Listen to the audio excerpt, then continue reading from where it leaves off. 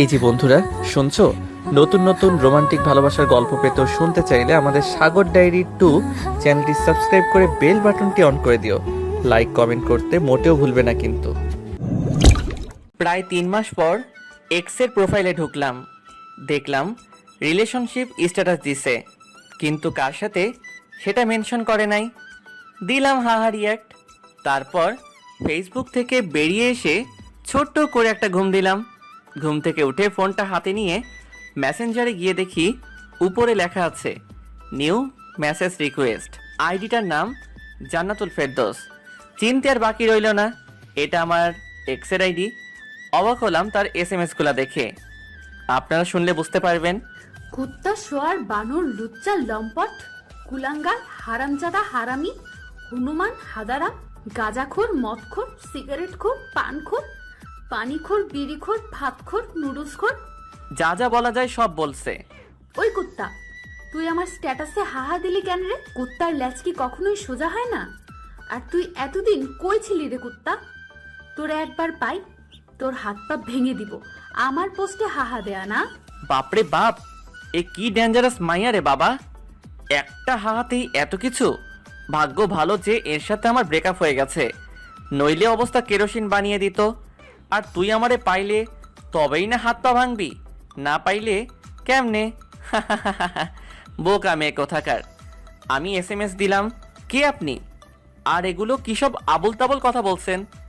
সঙ্গে সঙ্গে রিপ্লাই, কুত্তা, আমারে তুমি এখন চিনতে পারতেছো না তাই না? 2 বছর প্রেম করে এখন বলতেছো আমি কে? Sorry, wrong number. Wrong number মানে? আমি কি তোর সাথে ফোনে কথা বলতেছি নাকি রে বানর? ওই সেরি, এত কথা বলিস কেন? যা তুই, block. You can't message or call them in this chat and you won't receive their message or calls. এখন কি যে ভালো লাগতেছে ভাই, আপনাদেরকে বলে বোঝাতে পারবো না। আমার সাথে ব্রেকআপ করার পর একটা বারের জন্য খোঁজ নিস নাই, এখন আবার আমারে বলতেছো আমি ভাতখোর। জীবনে তো কিছু খাওয়াস নাই আমারে। আমারটাই সারা জীবন খেয়ে গেলি, নাকি 2টা বছর খেয়ে গেলি, আর এখন আমাকেই খোটা দিচ্ছিস আমি ভাতখোর? কথাগুলো ভাবতে ভাবতেই ফোনটা বেজে উঠল। নাম্বারটা অচেনা। ধরলাম, তারপর ওপাশ থেকে, ওই কুত্তা, তুই আমার ব্লক মারলি কেন?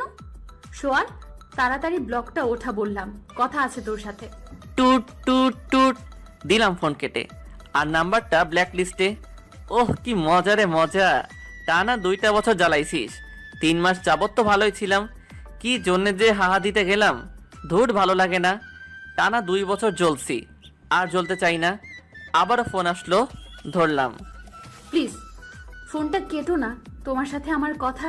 টুট টুট টুট আবারও কেটে দিলাম, তোর সাথে।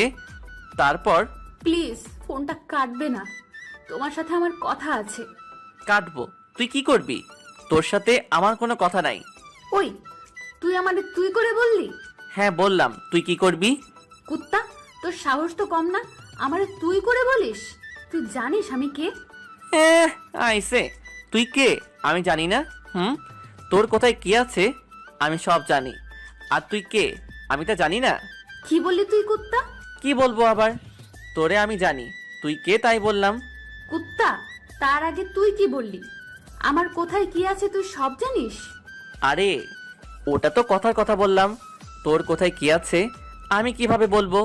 তুই কি জীবনে তোর হাতটা পর্যন্ত ধরতে দিছিস নাকি কুত্তি? তুই আমার কুত্তি বললি? তুই জানিস আমার আম্মু জীবনে আমায় কুত্তি বলে নাই? বানর শোয়ার কুত্তা! যা, তোর সাথে আবার ব্রেকআপ। জীবনে আমারে আর ফোন দিবি না, আমার পোস্টে আর হাহা দিবি না। তোর সাথে আবার রিলেশনে জড়াইতে চাইছিলাম, কিন্তু তোর ভাষার জন্য তা আর হলো না। হারামজাদার ভাষা কি? কুত্তা ফুট! টুট টুট টুট কথায় আছে না, ভূতের মুখে রাম নাম। এর হয়েছে তাই, যে মাইয়া কুত্তা বানর শুয়োর লুচ্চা ছাড়া কথাই বলে না, সে নাকি আমার সামান্য কুত্তি বলার জন্য ব্রেকআপ করলো। ভাবা যায় বিষয়টা। যাই হোক, পরিচয়টা দিয়ে নেই। আমি আজিজ, এবার অনার্স 2য় বর্ষের ছাত্র। আর যার সাথে এতক্ষণ কথা বলছিলাম ও হলো জান্নাত, আমার গার্লফ্রেন্ড।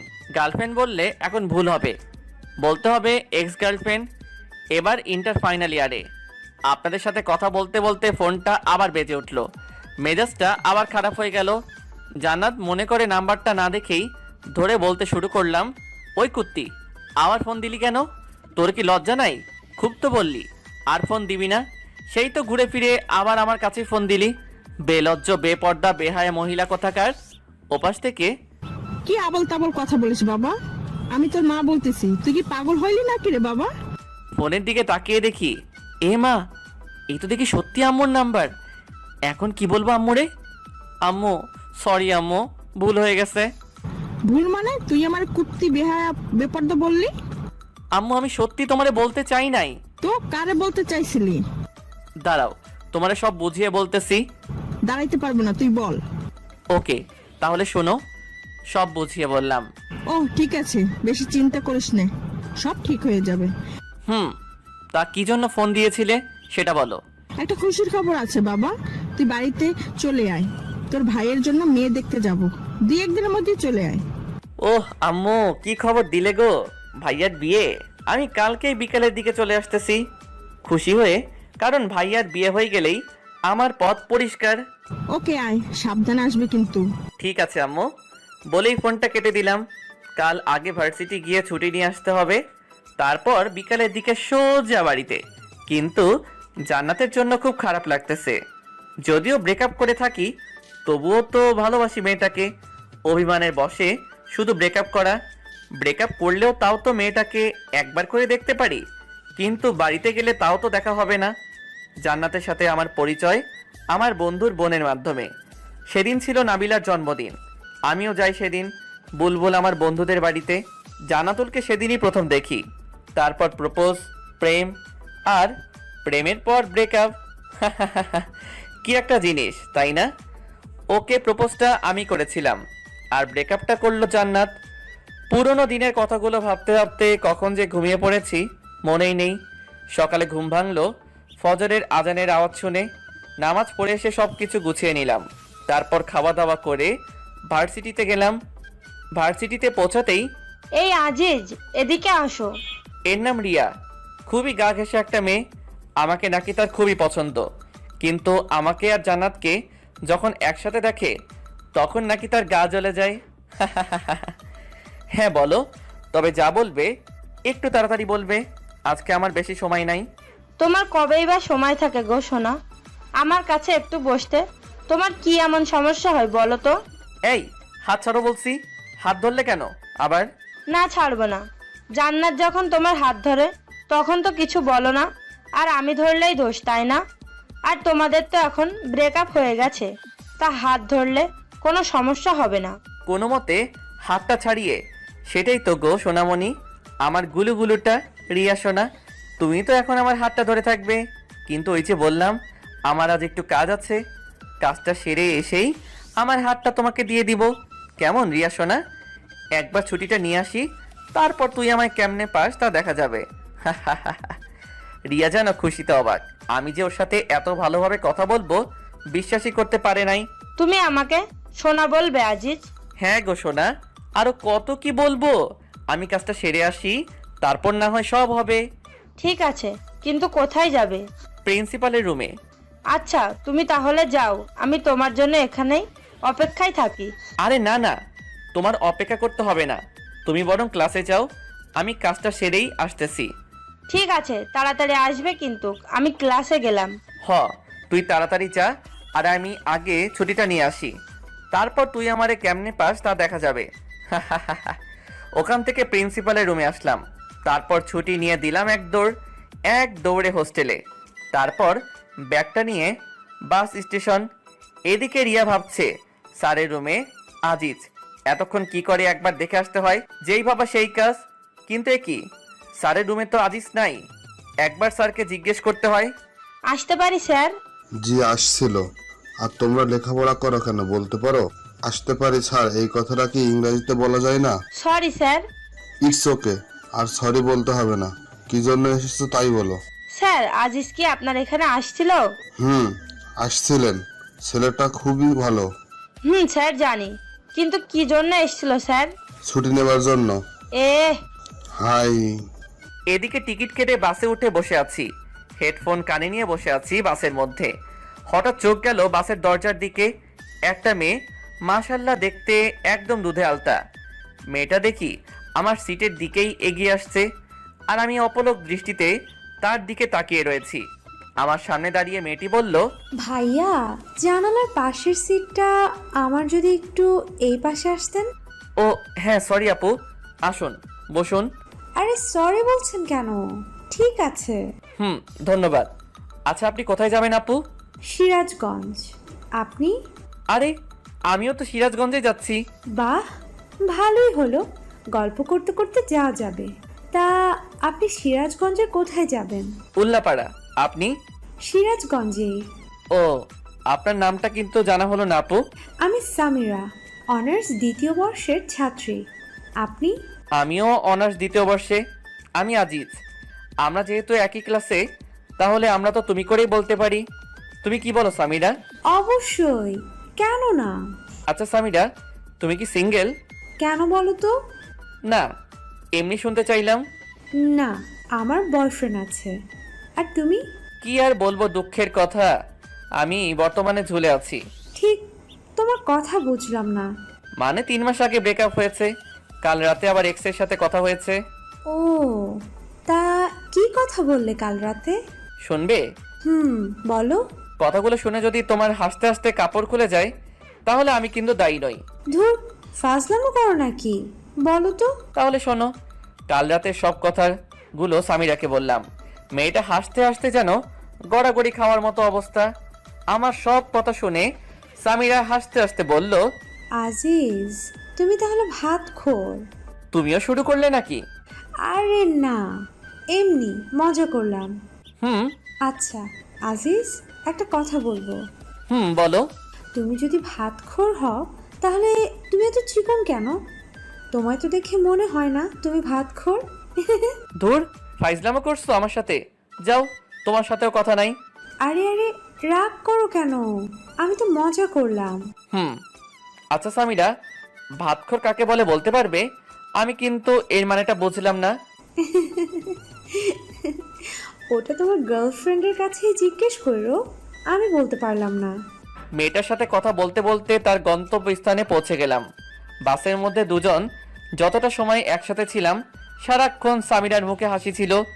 যাওয়ার সময়, আজিজ, তুমি কিন্তু খুবই মজার একটা মানুষ।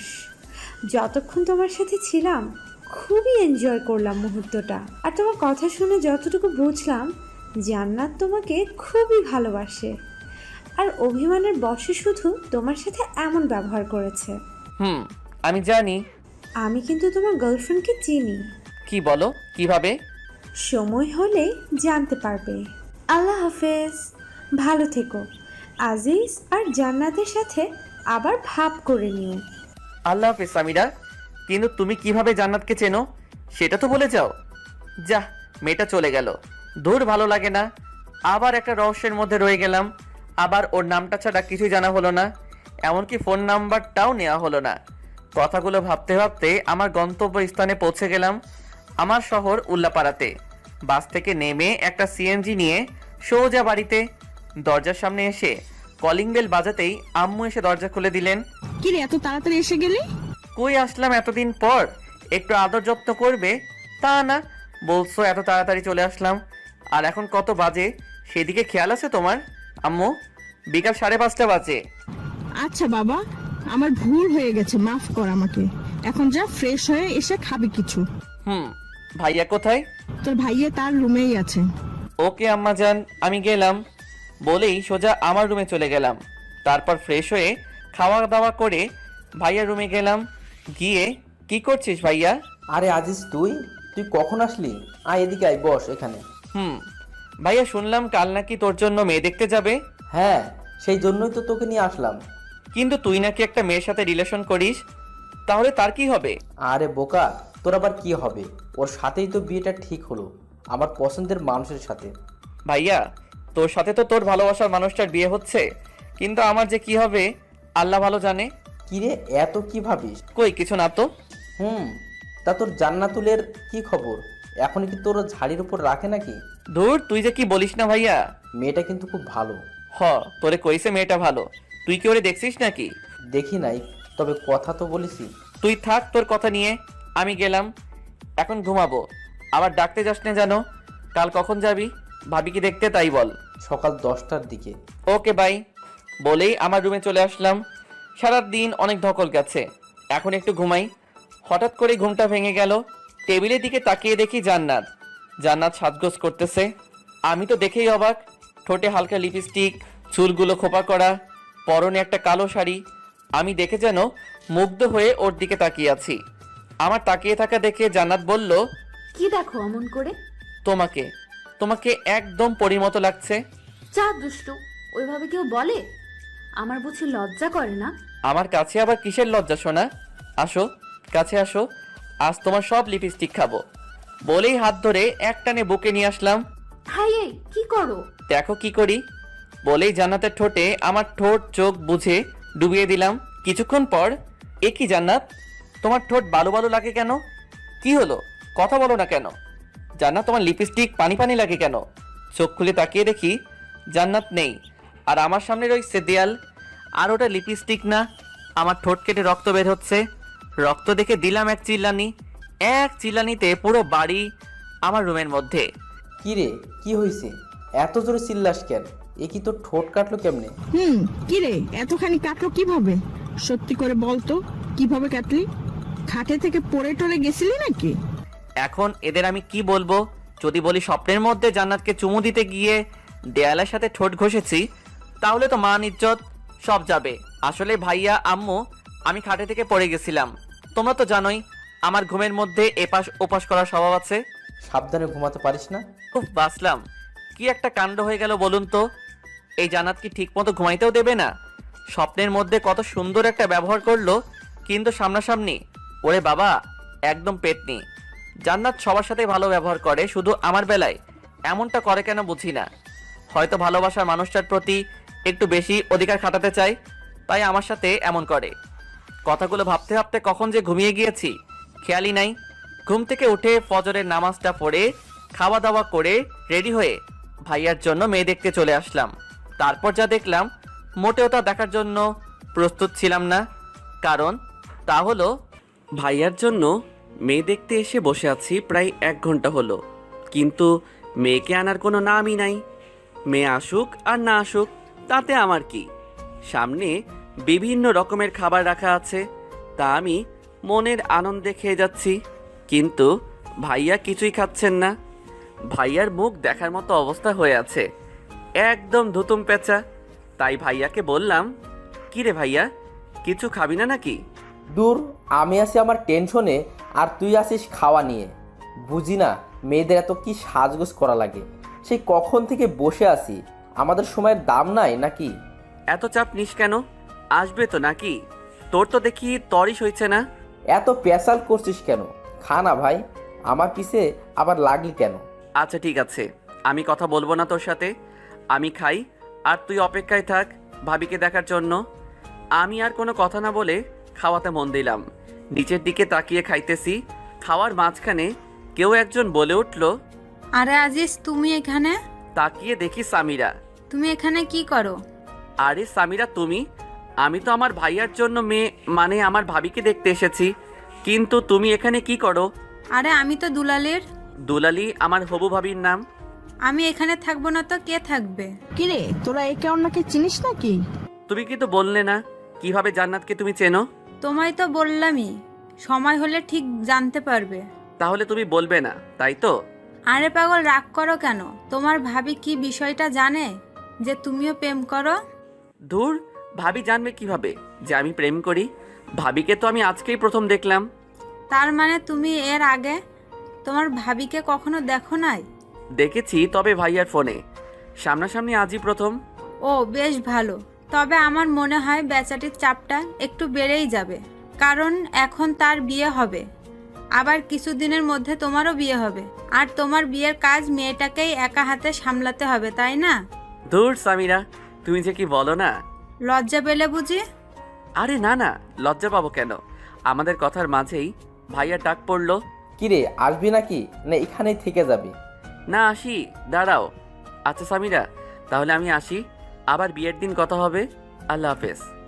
সাবধানে যাবে, আল্লাহ হাফেজ। সামিরার কাছ থেকে আসার পর আচ্ছা ভাই বলতো, মেয়ে তোর জন্য দেখতে এসেছি নাকি আমার জন্য দেখতে এসেছি? হঠাৎ এমন কথা কেন বলছিস ভাইয়া? ঠিক বুঝতে পারলাম না। না, তোর যা ভাবসাব দেখছি তাই মনে হলো আর কি। তা মেয়েটা কি তোর পছন্দ হয়েছে নাকি? দূর ভাইয়া, তুই না একটু বেশি বুঝিস, বুঝলি? সামিরা আমার ফ্রেন্ড, আর ওর বয়ফ্রেন্ড আছে। ও কথা বলতে বলতে বাড়িতে চলে আসলাম। বুলবুলকে একবার ফোন দিতে হবে দাওয়াত দেবার জন্য, আর নাবিলার সাথেও কথা বলতে হবে। ফোন দেবার পর, হে ভাই বল, আর কেমন আছিস? আলহামদুলিল্লাহ ভালো আছি রে দোস্ত, তুই কেমন আছিস? আলহামদুলিল্লাহ ভালোই। শোন, আগামী 10 থেকে 11 তারিখ তো ভাইয়ার বিয়ে ঠিক হয়ে গেল। তুই আর নাবিলা আসবি, কিন্তু তোরা বরং 7-8 তারিখে চলে আয়, অনেক কাজও করতে হবে। দোষ সে না হয় বুঝলাম, কিন্তু নাবিলা তো মনে হয় যাইতে পারবে না, কারণ 9 তারিখ থেকে ওর পরীক্ষা শুরু হবে। ও, তার মানে তো জান্নাত আসতে পারবে না। আচ্ছা দোস্ত, তাহলে তুই চলে আয়, এখন রাখি। দেখতে দেখতে ভাইয়ার বিয়ের দিন চলে আসলো। বাড়ি ভর্তি মানুষ, সবাই যার যার মতো আনন্দ করছে। আমিও বন্ধুদের সাথে আনন্দ করছি, কিন্তু আনন্দের মাঝেও কিছু একটা যেন ফাঁকা ফাঁকা মনে হচ্ছে। আর সেই কিছু একটা হলো জান্নাত। হঠাৎ আমার সামনে সামিরা এসে হাজির, কিন্তু সে একা না, একটা ছেলের হাত ধরে আছে। আমাকে দেখেই ও বলল, হাই আজিজ, কেমন আছো? ভালো, তুমি? আমিও ভালো। আজিজ, যে হচ্ছে আমার বয়ফ্রেন্ড তৌসিফ, তৌসিফ আহমেদ শান্ত। আর তৌসিফ, ও হলো আজিজ। তোমাকে তো বলেছি সব ওর বিষয়ে। হ্যালো ভাইয়া, কেমন আছেন? ভালো আছি ভাই, কিন্তু আমার মনে হয় তুমি ভালো নেই, তাই না? সামিরার কাছে যতটুকু জানা যায় তোমার বিষয়ে সব কিছু শুনলাম। তুমিই তো সেই বিখ্যাত সবখোর। ভাইয়া, সবই কপাল। তা তোমার তাকে তো দেখতে পাচ্ছি না ভাই, আসেনি নাকি? আসলে ভাইয়া, তার তো এক্সাম চলছে, তাই আসতে পারে নাই। এভাবে সামিরা ও তার বয়ফ্রেন্ডের সাথে বলে বিয়ের আসরে চলে আসলাম। বিয়ের সব কাজ সম্পন্ন করে ভাবিকে নিয়ে আমাদের বাড়িতে চলে আসলাম। 7 দিন পর খাবার টেবিলে। আজিজ, একটা কথা ছিল। হ্যাঁ ভাবি, বলো। ভাই, তোমার একটা কাজ করতে হবে। আরে ভাবি, এভাবে বলছো কেন? বলো, তোমার জন্য তোমার ভাইটা কি কাজ করতে পারে? আসলে ভাই, তোমার বোনটা আজকে আসবে আমাদের এখানে, তোমার তাই একটু স্টেশনে যেতে হবে। ঠিক আছে ভাবি, তোমার চিন্তা করতে হবে না, আমি গিয়ে নিয়ে আসবো। কিন্তু ভাবি, তোমার বোনকে তো সেদিন বিয়েতে দেখলাম না। ওর তো এক্সাম চলছিল, তাই বাড়িতে আসতে পারে নাই। এখন সোজা আমাদের এখানে আসবে। ও, তা ভাবি, তোমার বোনের নামটা কি? জেসমিন। ঠিক আছে। ভাবির সাথে কথা বলে রুমে এসে ঘুমিয়ে বিকালের দিকে স্টেশনে গেলাম। অনেকক্ষণ হলো দাঁড়িয়ে আছি, শালার ট্রেন আসার নামই নাই। তাই স্টেশনের একটা বেঞ্চে বসে পড়লাম। কিছুক্ষণ পর একটা ট্রেন থামলো, আর ট্রেন থেকে নেমে দেখলাম একটা মেয়ে আমার দিকেই আসছে। মেয়েটাকে দেখে মনে হচ্ছে খুবই পর্দাশীল একটা নারী। পরনে একটা কালো বোরকা, হাতে হাত মোজা, পায়ে পা মোজা, মাথাটা বোরকার কালো কাপড় মানে হিজাব দিয়ে ঢাকা। আমার সামনে এসে মেয়েটা, আপনি কি আজিজ? কিন্তু আপনাকে তো ঠিক চিনলাম না। আমি জেসমিন, আর আপনি আমার বেয়াই, তাই না? বেআইন, আমি আপনার বেআই। কিন্তু বেআইন সাহেব, আপনি আমায় চিনলেন কেমন করে? আপনি তো আমায় আগে কখনো দেখেন নাই। আসলে আপু কাল আপনার একটা ফটো দিয়েছিল, তাই চিনলাম আর কি। কিন্তু বেআইন, আপনার কণ্ঠটা কেমন যেন চেনা চেনা লাগে। কি কি বললেন? আমার কণ্ঠ চেনা চেনা লাগে? আরে বেআইন, এমনি মজা করলাম। আপনি 10টা না 5টা না, একটা মাত্র বেআইন, তাই মজা করলাম। মাইন্ড করলেন নাকি? না না, মাইন্ড করব কেন? আমি কি এখানেই দাঁড়িয়ে থাকবো, নাকি আমাকে আপনাদের বাড়িতে নিয়ে যাবেন বেআই মশাই? ও হ্যাঁ, চলুন চলুন। চলুন। তারপর বেআইনকে নিয়ে বাড়িতে চলে আসলাম, আর ভাবিকে বললাম, ভাবি, এই নাও তোমার আমানত, সশরীরে নিয়ে এসেছি। ভাই, ধন্যবাদ। স্বাগত। শোনো, আমি এখন আবার ঘুমাবো, রাতে কিছু খাবো না, আবার ডাকতে যেও না যেন। সকালে বুকের উপর কিছু একটা ভারী ভারী অনুভব করলাম। মনে হচ্ছে কেউ একজন আমার বুকের উপর মাথা রেখে শুয়ে আছে। চোখ খুলে তাকিয়ে দেখি এ কি? এ তো জান্নাত। জান্নাত কিভাবে আমার রুমে আসলো? আর আমার বুকে মাথা রেখে শুয়ে আছে কেন? নাকি আমি আবার সেদিনের মতো স্বপ্ন দেখছি? হয়তো স্বপ্নই হবে। সেদিন স্বপ্নে জান্নাত মনে করে দেয়ালের সাথে কি একটা কাণ্ড হয়ে গেল। ভাবতেই কেমন গা কেমনটা করে ওঠে। কিন্তু যদি এটা মানুষই না হয় তবে এত ভারী ভারী লাগে কেন? হাতে একটা চিমটি কেটে দেখলাম, না এটা তো স্বপ্ন না, সত্যি এটা জান্নাত। একবার ধাক্কা দিয়ে দেখি কে এটা। এই মেয়ে, ওঠো। এই, কি হয়েছে? ধাক্কাও কেন? তুমি এখানে কি করো? আর আমাদের বাড়িতে আসলে কেমন করে? জান্নাত চোখ খুলে তাকিয়ে দেখে সে আমার বুকের উপর শুয়ে আছে। অমনি লাফ দিয়ে ওঠে। আমি তো আসছি তোকে মারার জন্য। বুঝলাম, আমাকে মারতে এখানে আসছো, কিন্তু আমার বুকের উপর কি করো? আমি তো রুমে এসে দেখি তুই ঘুমিয়ে আছিস, তাই কিছু বলি নাই। কারণ আমি যাকে মারি সামনাসামনি মারি। আমি কি ভীতু নাকি? তাও বুঝলাম তুমি ভীতু না, কিন্তু আমাদের বাড়িতে আসলে কেমন করে তাই বলো। কাল তো তুই নিজেই আমাকে নিয়ে আসলি। কি বলো? আমি কখন তোমাকে নিয়ে আসলাম? কাল বিকেলে। ধুর, ফাজলামো করিস নাকি আমার সাথে? কাল বিকালে কোথায় থেকে তোমাকে নিয়ে আসলাম? কেন স্টেশন থেকে? আরে কাল তো আমি আমার ভাবির বোনকে স্টেশন থেকে নিয়ে আসছি। তোমাকে কখন নিয়ে আসলাম? তোর ভাবির বোনই আমি। কিন্তু ভাবি যে বলল তার বোনের নাম জেসমিন। তো কি হয়েছে? তোমার নাম তো জান্নাত, জান্নাতুল ফেরদৌস। জেসমিন আমার ডাক নাম, ওই নামে শুধু আপুই ডাকে। তার মানে এক্স গার্লফ্রেন্ড এখন আমার বেআইন? ওই কুত্তা, তুই যে আমার এক্স ছিলি বা তোর সাথে যে আমার সম্পর্ক ছিল, এটা যেন আমার আপু না জানতে পারে। শুধু আপু না, কেউ যেন জানতে না পারে। হয়, আমার তো আর খেয়ে দে কাজ নাই যে তোর মতো একটা পেতনি আমার গার্লফ্রেন্ড ছিল এটা সবাইকে বলে বেড়াবো। কুত্তা, তুই আমারে কি বললি? আমি পেতনি? ভুল কিছু তো বলি নাই। দাঁড়া কুত্তা, আজ তোর একদিন কি আমার একদিন। বলতেই জান্নাত কিছু একটা খুঁজতে লাগলো আর রুমের এক কোণ থেকে একটা ফুলঝাড়ু পেল। ওইটা হাতি নিয়ে আমার দিকে তেড়ে আসলো মারবার জন্য। যেই বাড়ি মারবে অমনি ভাবির ডাক পড়লো, জান্নাত, এই জান্নাতুল, কই গেলি? ভাবি, বেআই সাহেব আমার রুমে। জান্নাত অমনি ফুলঝাড়ুটা ফেলে দিল। কি রে, এখানে কি করছিস? ভাবি বেআইনের সাথে একটু মজা করছিলাম, তাই না বেআইন? আপু, আমার বেআইটা না খুবই মজার। আচ্ছা, বুঝলাম। এখন চল, ঘুম থেকে উঠে তো ফ্রেশও হোস নাই। আগে ফ্রেশ হয়ে খাওয়া দাওয়া করে নে, তারপর দুজনে গল্প করিস। এখন আর মহারাজ, আপনিও ফ্রেশ হয়ে নিচে খেতে আসুন। বলেই ভাবি জান্নাতকে নিয়ে চলে গেল। আর জান্নাত ওদিকে মনে মনে বলছে, আমাকে পেতনি বলা, তাই না? এখন যদি আপু না আসতো তবে শয়তানটার হাড়গোড় ভেঙে ফেলতাম। কিন্তু শয়তানটা কি বোঝে না যে এই পেতনিটা ওকে কতটা ভালোবাসে? আর এইদিকে আমি, উফ, এখন কি যে একটা কাণ্ড হয়ে যেত। ভাবি যদি না আসতো তবে আর আমি আস্ত থাকতাম না। ধন্যবাদ ভাবি। কিন্তু ভাই, এক্স গার্লফ্রেন্ড যখন বেআইন হয় তখন যে এতটা ঝামেলা হয় তা জানা ছিল না। বলেই ফ্রেশ হতে চলে গেলাম। ফ্রেশ হয়ে বের হতেই ফোনটা বেজে উঠল। ফোনের স্ক্রিনের দিকে তাকিয়ে দেখি এ তো নাদিয়ার নাম্বার। নাদিয়া আমার স্কুল লাইফের ফ্রেন্ড, আর ও তো এখন চিটাগাঙে। রিসিভ করার পর, ওই কুত্তা, তুই নাকি এখন বাড়িতে? তো কি হয়েছে? তুই তো চিটাগাঙে এখন, তাই না? না, আমি বাড়িতে আসছি আজ 5 দিন হলো। আর কুত্তা, তুই বাড়িতে আমায় বলবি না? আমি একা একা বাড়িতে বসে বসে বোরিং হচ্ছে। তুই কি আমায় বলতে পারতি না যে তুই বাড়িতে আসছিস? আমি এত কিছু জানি না। বিকালে আমার সাথে দেখা কর তুই। আচ্ছা, তুই স্কুলে মাঠে চলে আয়, বিকালে আমিও আসছি। ওকে, এখন রাখি, বিকালে কথা হবে। বুঝি না মেয়েরা এত কথায় কথায় কুত্তা বলে কেন। নাদিয়ার সাথে কথা বলে খাবার টেবিলে চলে আসলাম। খাবার মধ্যে আম্মু বললেন, আজিজ, জি আম্মু। বিকালে জান্নাতকে নিয়ে একটু ঘুরিয়ে নিয়ে আসিস। মেয়েটা আসছে থেকে একা একা ঘরে বসে আছে। কিন্তু আম্মু আসতো। আমি কোনো কিন্তু শুনতে চাই না, যা বললাম তাই যেন হয়।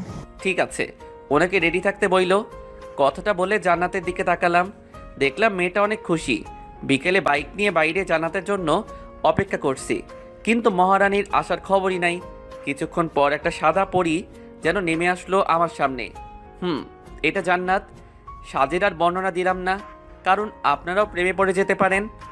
জান্নাত দাঁড়িয়ে আছে দেখে আমি বললাম, কি হলো, উঠবেন না নাকি? নাকি আমি একাই চলে যাব? না না, দাঁড়াও, আমিও যাব। তাহলে উঠুন। আচ্ছা আজিজ, দেখো আমায় কেমন দেখা যাচ্ছে। ভালো। জান্নাত হয়তো শুধু এইটুকু আশা করে নাই আমার থেকে, ও ভেবেছে আরও অনেক কিছু বলবো, কিন্তু পেতনিটা জানে না যে তাকে কতটা সুন্দর লাগছে। তারপর দুজন স্কুলের মাঠে চলে আসলাম। দেখি নাদিয়া আগে থেকেই বসে আছে। নাদিয়া আমাকে দেখে আমার কাছে চলে আসলো। এতক্ষণে আসার সময় হলো তোর? সে কখন থেকে বসে আছে? আর এই মেয়েটা কে দোস্ত? দোস্ত, ওর নাম জান্নাত, আমার বেআইন। ও, কিন্তু তোর সাথে যে আমার কিছু কথা আছে। তো বল কি কথা? না, এখানে না, তুই এদিকে আয়। আর আপু, তুমি একটু এখানে বসে থাকো, আমরা আসছি। বলেই নাদিয়া আমার হাত ধরে টানতে টানতে নিয়ে ফাঁকা জায়গায় চলে এলো। আর এদিকে জান্নাত ভাবছে, এ কি গায়ে পড়া মেয়ে রে বাবা, এই ছেমরি তো রিয়া আপুর থেকেও বেশি গায়ে পড়া মেয়ে। আর কি এমন কথা যা আমার সামনে বলা গেল না? না, এই মেয়েটাকে আমার সুবিধার মনে হচ্ছে না। ধুর, ভালো লাগে না। আর এদিকে নাদিয়ার সাথে প্রায় 10 মিনিটের মতো কথা বলে জান্নাতের কাছে আসলাম। কি কথা হলো তা না হয় পরে একদিন শুনবেন, এখন থাক। এসে দেখি মেয়েটা আনমনে কি যেন ভাবছে। তারপর নাদিয়া চলে গেল আর আমি জান্নাতকে নিয়ে পুরা গ্রাম ঘুরলাম। আমার সাথে ঘুরতে পেরে জান্নাত অনেক খুশি। একটা কথা বলবো? বলো। পেতনিটা কে? কোন পেতনি? লুচ্চা, বোঝো না কোন পেতনি? বানর কুত্তা, এতক্ষণ যার সাথে কথা বলে আসলি সেই পেতনি। ও, ওর নাম তো নাদিয়া, আমার স্কুল লাইফের ফ্রেন্ড। বুঝলাম। এখন চল, বাড়িতে যাব। তারপর জান্নাতকে নিয়ে বাড়িতে চলে আসলাম। রাত 9টা। ছাদে নাদিয়ার সাথে ফোনে কথা বলতেছি। তখনই খেয়াল করলাম কেউ একজন ছাদে এসেছে। পিছনে তাকিয়ে দেখি জান্নাত। তাই নাদিয়াকে বললাম, দোস্ত, তোর সাথে পরে কথা বলি। কার সাথে কথা বলছিলি? নাদিয়ার সাথে। কেন বলো তো? আর যেন ওই পেতনিটার সাথে কথা বলতে না দেখি। কেন? কেন কথা বলবো না? আর বললে কি করবে? একদম গলা টিপে দিব। কি? জি। কিন্তু কেন? আমি তোমার কি হই যে? আর কিছু বলতে পারলাম না। তার আগেই আমার ঠোঁটে জান্নাতের ঠোঁট ডুবিয়ে দিল। কতক্ষণ ছিল ঠিক বলতে পারবো না। ছাড়ার পর, কজ আই লাভ ইউ। আর একদিন ওই পেতনিটার সাথে কথা বললে দেখ কি করি তোর। বলেই দৌড়ে চলে গেল। বুঝলাম না কিছু। জান্নাত কি আমার সাথে ব্রেকআপ করলো আর এখনো নিজেই বলছে আই লাভ ইউ? হুট করেই জান্নাত তার ঠোঁট দুটো আমার ঠোঁটের মধ্যে মিলিয়ে দিল।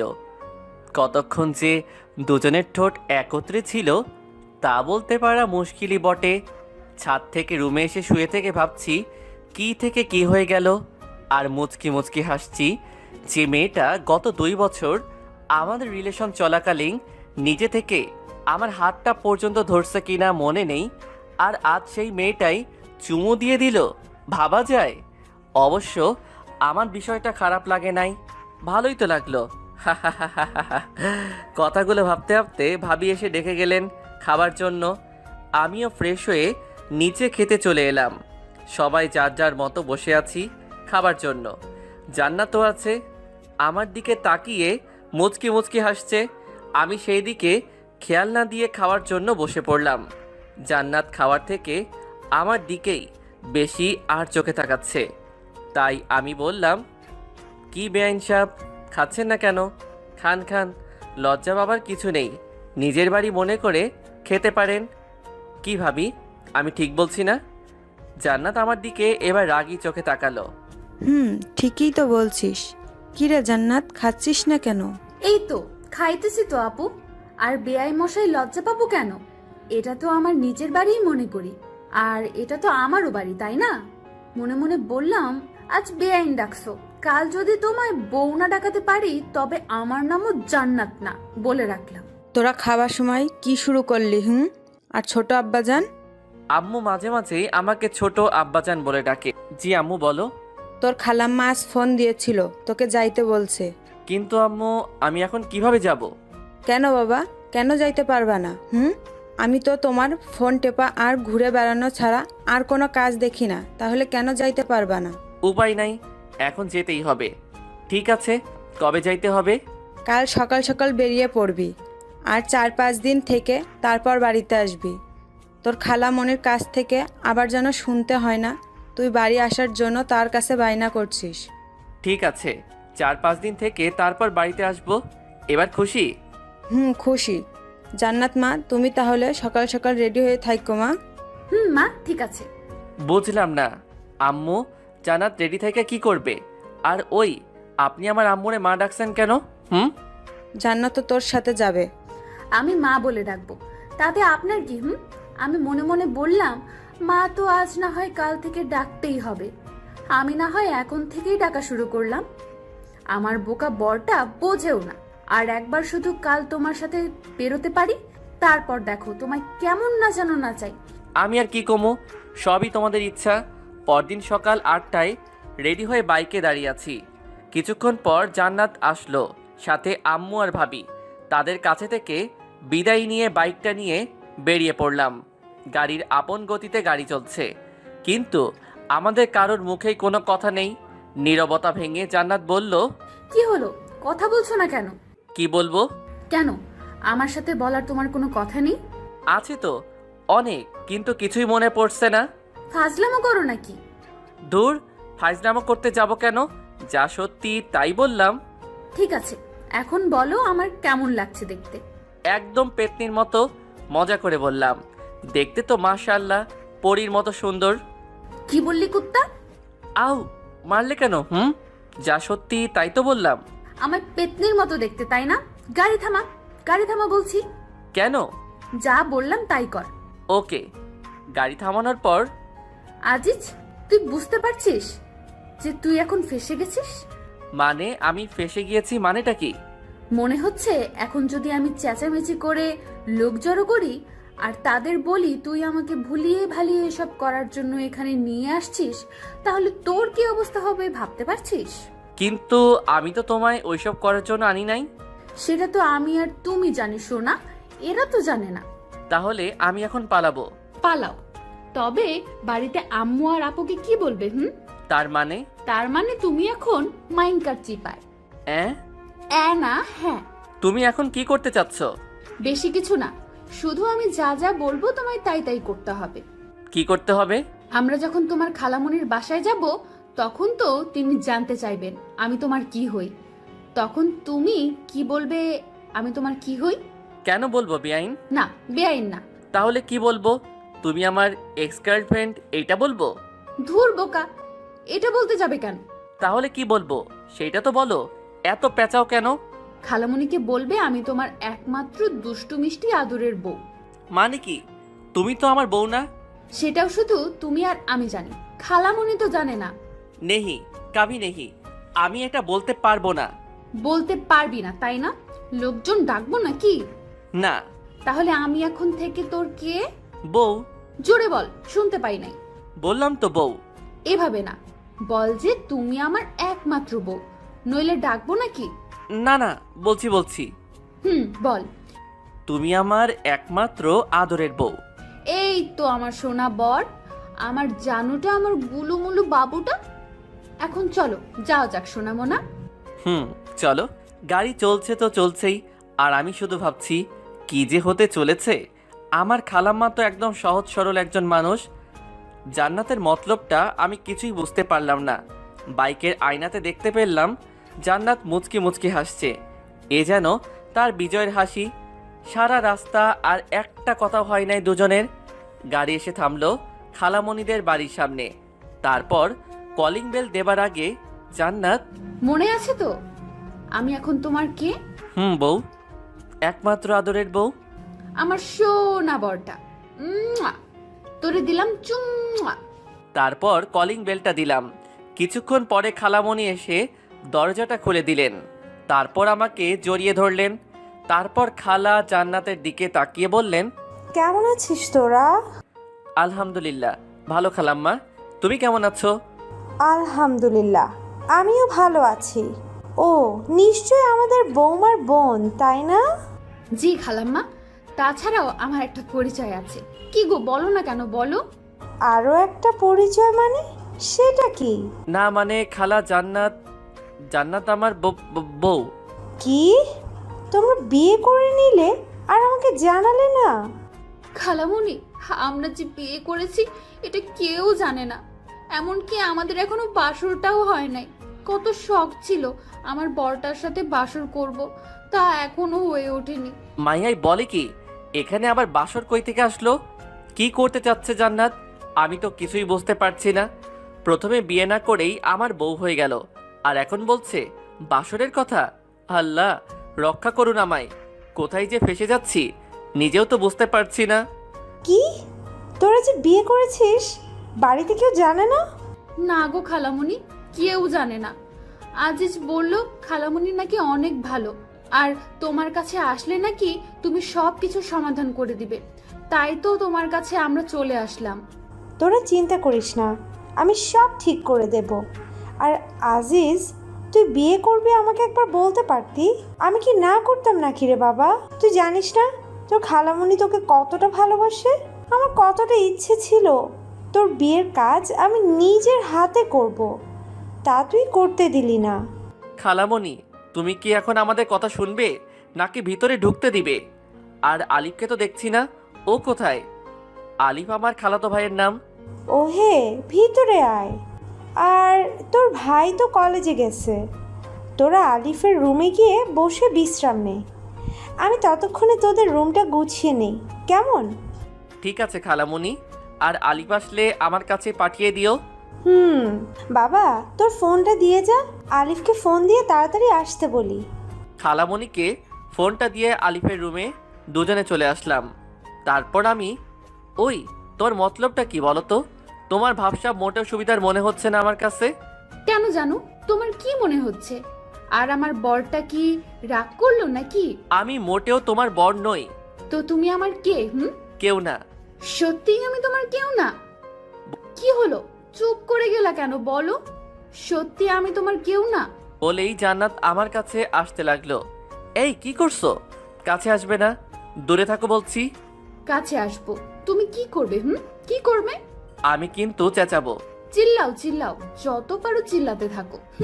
এই না না, ধুর ছাই, কে শোনে কার কথা? জান্নাত আমার মাথার দুপাশে ধরে চার ঠোঁট এক করে দিল। এখন বলো আমি তোমার কে? কাজটা কিন্তু তুমি ঠিক করলে না। ওই কুত্তা, তোরে আমি কি বলি আর তুই কি বলিস? ধুর, ভাল লাগে না, যাও তো ফ্রেশ হয়ে এসো আগে। যাইতেছি, তারপর কিন্তু বলতেই হবে আমি তোমার কে, নইলে এইবার তোমার ঠোঁট একদম ছিঁড়ে ফেলবো। বলেই জান্নাত চলে গেল। আর আমি ভাবছি কি করতে চাচ্ছে এই মেয়েটা। ভাবতে ভাবতে আলিফ চলে আসলো। আর কিরে ভাইয়া, আসবো?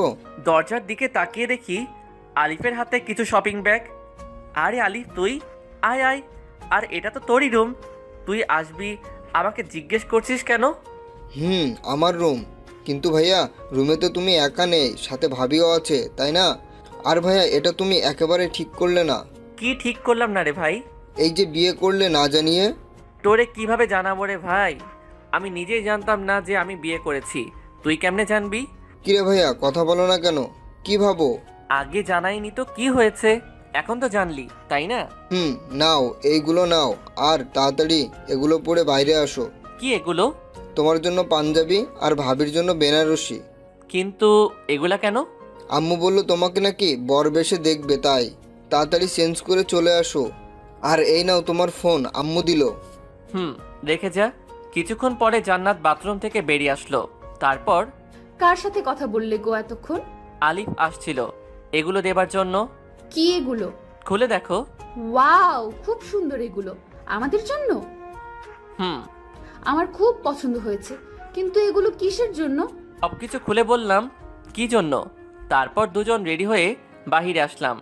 বাহিরে বের হয়ে যা দেখলাম, একজন মুরব্বী লোক খাতা কলম নিয়ে বসে আছে। দেখে মনে হচ্ছে কাজী হবে হয়তো, কিন্তু কেন? আয়, তোরা এখানে বস। খালামণি, উনি কে? উনি তো কাজী সাহেব, তোদের আবার বিয়ে দেবার জন্য নিয়ে আসলাম আলিফকে দিয়ে। আমার অনেক দিনের শখ ছিল তোর বিয়ে আমি নিজে দাঁড়িয়ে থেকে দিব। আমি জান্নাতের দিকে তাকিয়ে দেখলাম মেয়েটাও মনে হয় এই কথাটা শোনার জন্য মোটেও প্রস্তুত ছিল না। মুখটা একদম ফ্যাকাশে হয়ে গেছে, সাথে আমারও একই অবস্থা। কি বলো তুমি খালামণি? আমরা তো একবার বিয়ে করেছি, তাহলে আবার কেন? তোকে বললাম না, তোর বিয়ে আমি নিজে দাঁড়িয়ে থেকে দিতে চেয়েছি। আর তোর আবার বিয়ে করতে সমস্যাটা কোথায়? হ্যাঁ, অন্য কাউকে তো আর তোকে বিয়ে করতে বলছি না, তোর বউকেই তো বিয়ে করতে বলছি। বাবা, তুই আমার জন্য এইটুকু করতে পারবি না? জান্নাত, তুমি তো কিছু বলো এখন খালামণিকে। আমি আর কি বলবো বলো, খালামণি তো আর বেশি কিছু আবদার করে নাই, তাই না? খালামণি, আমরা রাজি। আলহামদুলিল্লাহ। কাজী সাহেব, আপনি বিয়ের কাজ শুরু করুন। আমি কিছুই বুঝতে পারছি না কি থেকে কি হয়ে যাচ্ছে। এখন খালামণিকেও সত্যটা বলতে পারবো না, কারণ সে খুব কষ্ট পাবে। কি করব এখন আমি? এই সব ভাবতে ভাবতে কখন যে কবুল বলে দিয়েছি। অবশেষে জান্নাত আর আমার বিয়েটা হয়ে গেল। রাত 10টা। বাসর ঘরের মধ্যে বসে আছে জান্নাত। আমি দরজাটা খুলে ভিতরে ঢুকে রীতিমতো অবাক হলাম, কারণ ঘরটা অনেক সুন্দরভাবে সাজানো। এত অল্প সময়ে এত কিছু কিভাবে সাজালো খালামণি বুঝতে পারছি না। মনে হচ্ছে আগে থেকে সাজানো ছিল ঘরটা। আরও অবাক হলাম জান্নাতের দিকে তাকিয়ে, কারণ যে মেয়ে সব সময় আমার পিছে পড়ে থাকে সেই মেয়েটা মাথায় ঘোমটা দিয়ে নিচের দিকে তাকিয়ে বসে আছে। ভাবা যায় জান্নাতকে বউ বেশে যেন সুন্দরী অপ্সরার মতো লাগছে। আমি ভয়ে ভয়ে এক পা দুপা করে খাটের দিকে এগিয়ে যেতে লাগলাম। খাটের কাছে যেতেই জান্নাত খাট থেকে উঠে দাঁড়িয়ে আমার কাছে এসে সালাম করতে লাগলো। আমি তার 2 বাহু ধরে দাঁড় করিয়ে বললাম, এই এই কি করো? তুমি এখন আমার স্বামী, সো এটা আমার অধিকার। শুধু অধিকার নয়, বিয়ের রাতে স্বামীর পায়ে ধরে সালাম করা প্রত্যেকটা স্ত্রীর কর্তব্য ও আমাদের সমাজের নিয়ম। তাই আমাকে তুমি এটা থেকে বিরত রাখতে পারো না। কি আর করা, এই মেয়ের সাথে কথায় পারা খুবই মুশকিল। তারপর জান্নাত আবার আমার পা ছুঁয়ে সালাম করে নিল। তারপর, তোমার কি অজু আছে? না থাকলে করে আসো, আমরা 2 রাকাত নামাজ আদায় করব।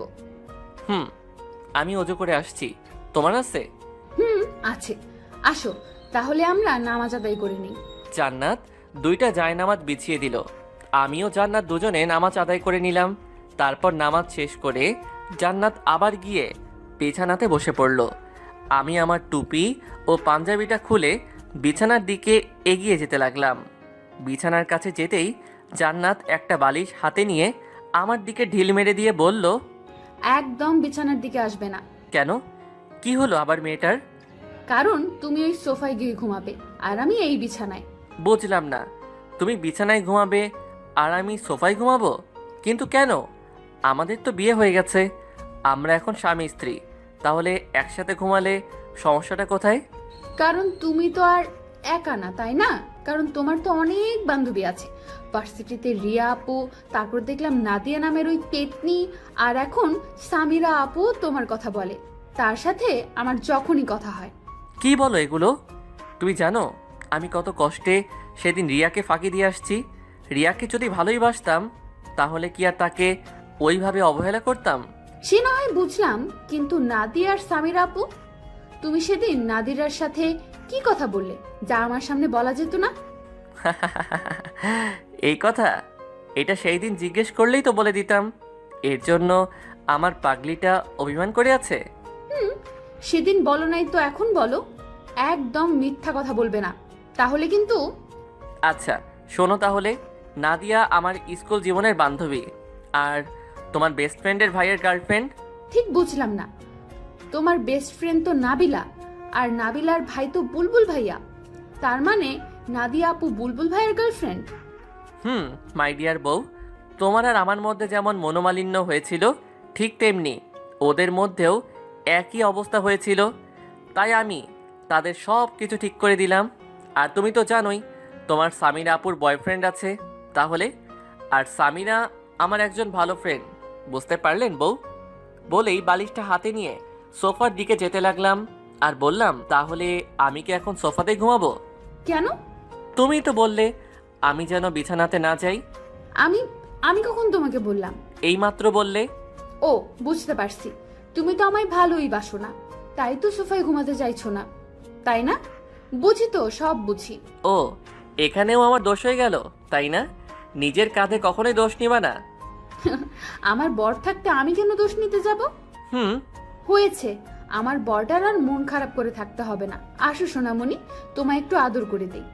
বলেই এক লাফে সোজা জান্নাতের কোলে মাথা রেখে শুয়ে পড়লাম। আর জান্নাত আমার মাথায় হাত বুলিয়ে দিতে লাগলো। আচ্ছা জান্নাত, ধরো যদি আমি সত্যি ওদের একজনের সঙ্গে প্রেম করতাম তাহলে কি করতে? তোমার মাথার সব চুলগুলো ন্যাড়া করে দিতাম, হাত পা ভেঙে দিতাম, আর নাকে ঘুষি মেরে নাক ফাটিয়ে দিতাম। ওরে বাবা, এত কিছু করতে? তখন তো আমায় কেমন বাজে দেখা যেত। তাতে আমার কি? তখন তো সবাই বলতো, দেখ দেখ জান্নাতের বরটাকে কেমন বাজে দেখা যায়।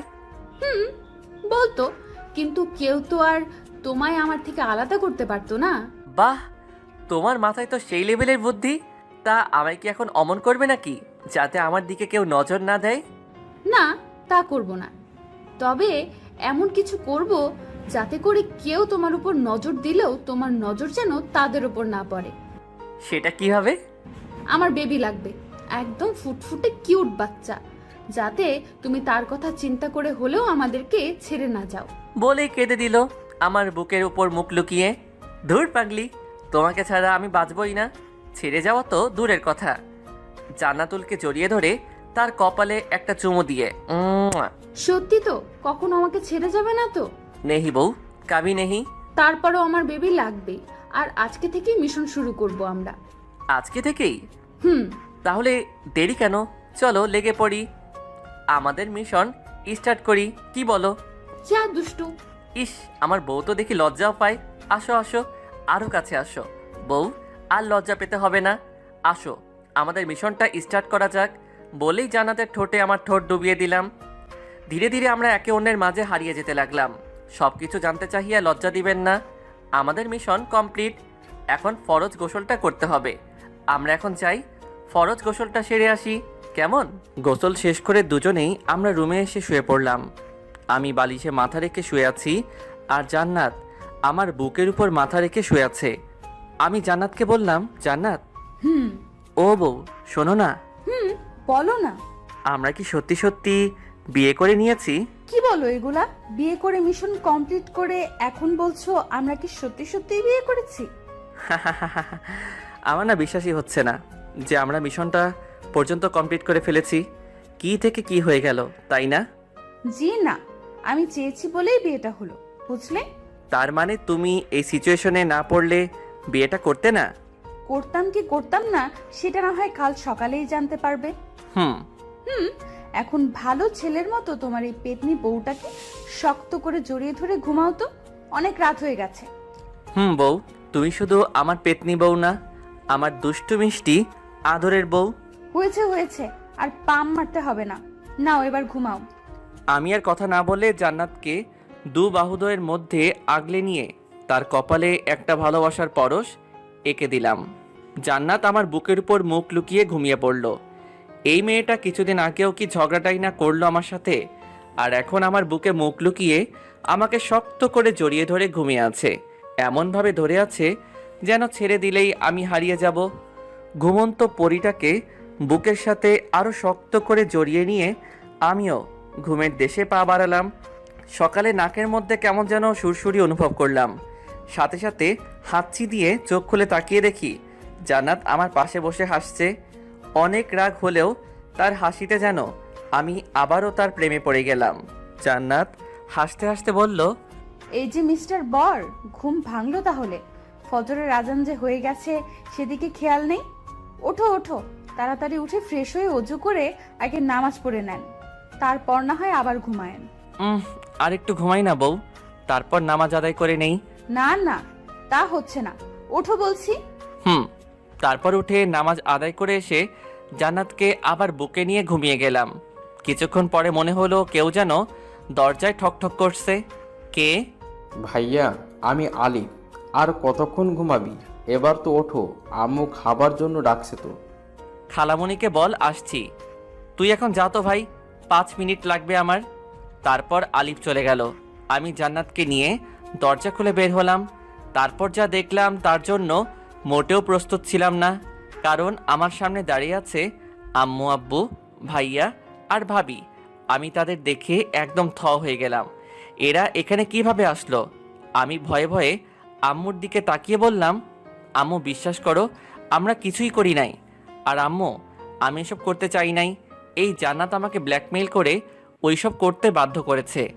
আমার এমন হ্যাবলা মার্কা মুখ দেখে সবাই ফিক করে হেসে দিল, আর জান্নাত গিয়ে আম্মুকে জড়িয়ে ধরল। কি হচ্ছে এসব?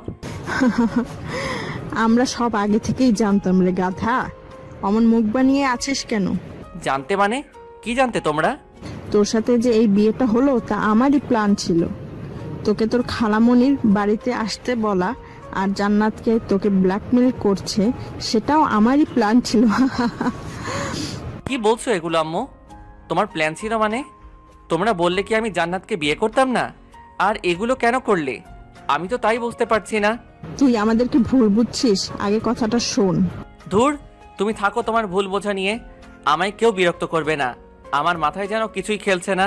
ওখানে আর থাকলাম না, কারণ আমার প্রচণ্ড রাগ উঠে গেছে।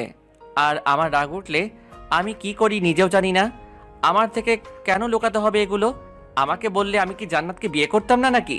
আমিও তো জান্নাতুলকে ভালোবাসি। আমি যখন সবার সামনে থেকে চলে আসলাম, তখন জান্নাত আমার পিছু পিছু আসতে লাগলো। মা তুই কোথায় যাস? আম্মু দেখলে তো তোমার ছেলে কতটা রেগে গেছে। আমি যাই, তার রাগ আগে ভাঙিয়ে আসি। আর আম্মু, আমি তোমাদের আগেই বলেছিলাম আজিজকে না জানিয়ে এসব করলেও রেগে যাবে। আমি জানি রে মা, আমার ছেলেটা একটু বেশি বদমেজাজি, আর আমরা তো ওর ভালোর জন্যই ওকে কিছু জানাই নেই। আজ যখন জানতে পারবে আমার জন্যই ওর বদমেজাজটা একটু কমেছে, তখন দেখবে সব ঠিক হয়ে যাবে। কিন্তু আম্মু, এখন আমি কি করব? তোর কিছুই করতে হবে না রে মা। 2 ঘন্টা পর আমি রুমে শুয়ে আছি। কে যেন দরজাটা খুলে ভেতরে আসলো। তাকিয়ে দেখি জান্নাত, হাতে খাবারের থালা। আমার কাছে এসে, ওঠো, খেয়ে নিবে। সেই সকাল থেকে এখনো কিছুই খাওনি। কি হলো? আমি কিছু বলছি। আমিও কিন্তু এখনো কিছুই খাইনি। আর আম্মু আমাদের ভালোর জন্যই এগুলো করেছে। আর কেন করেছে শুনবে? ওকে, কথা যখন বলবেই না তাহলে শোনো। সেদিন যখন তোমার সাথে প্রথম ঘুরতে বের হয়েছিলাম আর আমরা একটা রেস্টুরেন্টে গিয়েছিলাম, মনে আছে তোমার? রেস্টুরেন্টে তুমি যখন তোমার মোবাইলটা ফেলে ওয়াশরুমে গেলে, তখনই আম্মু ফোন দেয় তোমায়। আমি প্রথমে ধরতে না চেয়েও ফোনটা ধরি। আমার গলা শুনে আম্মু জিজ্ঞেস করেন আমি কে। তখন আমি আমার আর তোমার বিষয়ে সবকিছু খুলে বলি আম্মুকে।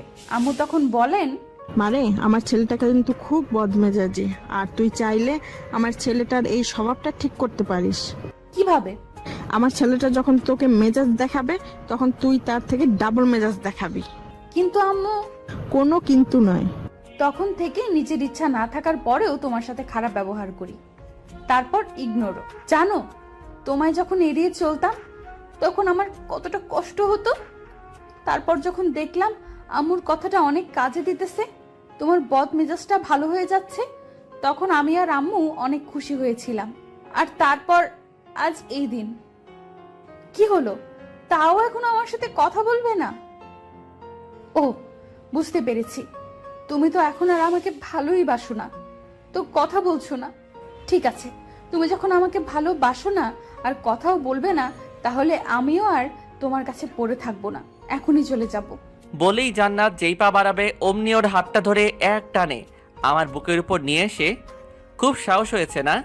আমাকে ইগনোর করা হয়েছে এতদিন, এখন আবার আমাকে ছেড়ে চলে যাবে না? খুব বার বেড়েছে তোমার, তাই না? আমাকে না জানিয়ে এক পা বাড়ির বাহিরে বের করলে একদম পা ভেঙে হাতে ধরিয়ে দিব।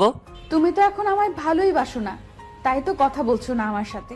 ঠিক আছে, তোমার আর আমার সাথে কথা বলতে হবে না। আমি আর এখানে পড়ে থাকবো না, চলে যাবো আজই, আর এক্ষুনি। তুই জানিস, তোর সাথে যখন আমি কথা বলতে যেতাম আর তুই আমাকে এড়িয়ে চলতি, তখন আমার কতটা কষ্ট হতো। মনে হতো নিজেকে শেষ করে দেই। কিন্তু যখন আম্মু আব্বু ভাইয়ার কথা মনে হতো, তখন আর কিছুই করতে পারতাম না। আবার মনে হতো তুই যদি আবার আমার কাছে ফিরে আসিস আর আমাকে যদি না পাস, তখন তো তুই কষ্ট পাবি। আমি যে তোকে কষ্ট দিতে পারতাম না রে পাগলি। আমি যে তোকে অনেক ভালোবাসি রে। কেমনে থাকতাম তোকে ছাড়া বল? কথাগুলো বলে জান্নাতের দিকে তাকিয়ে দেখি মেয়েটা আমার বুকের মধ্যে মুখ লুকিয়ে কান্না করছে। একটু বেশি বলে ফেললাম নাকি? তাই আবার মজা করে বললাম, তুমি আমাকে ছেড়ে চলে যাবে তাই না জান্নাত? ওকে যাও, তোমাকে ছাড়া তো 3টা মাস থেকেই আসি, আর বাকি জীবনটা না হয় তোমার স্মৃতি নিয়েই বেঁচে থাকবো। আর আমারও অভ্যাস হয়ে গেছে তোমাকে ছাড়া থাকতে থাকতে। যাও যাও, তুমি লাগবে না তোমাকে আমার। কথাটা বলতেই জান্নাত আমাকে আরো শক্ত করে জড়িয়ে ধরে হাউমাউ করে কান্না করে দিল। আমাকে তাড়িয়ে দিবে আজিজ? এইবার আমি তোমার থেকে আলাদা হলে মনে হয় আর বাঁচবো না আজিজ। আমি সত্যি সত্যি মরে যাব।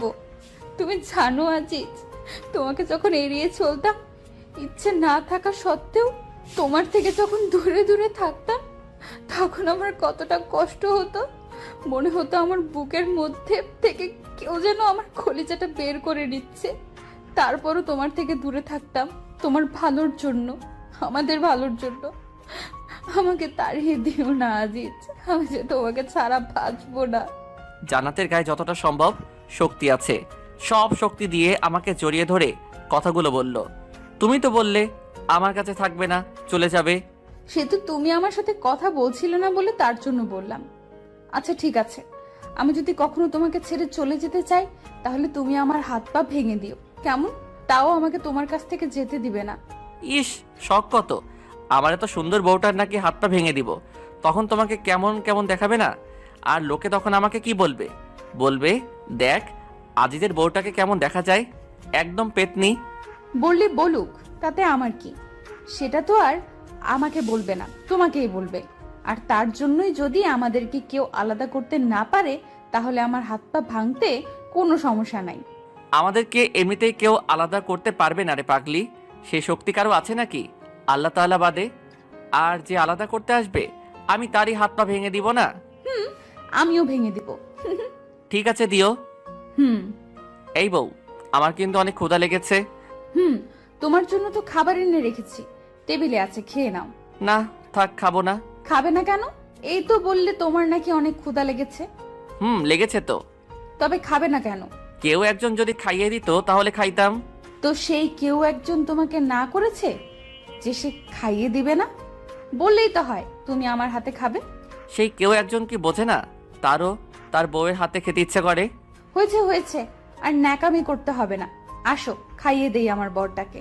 তারপর জান্নাত আমাকে খাইয়ে দিতে লাগলো আর আমি খাইতে লাগলাম। উফ ভাই, জানেন না বউয়ের হাতে খেতে কতটা মজা।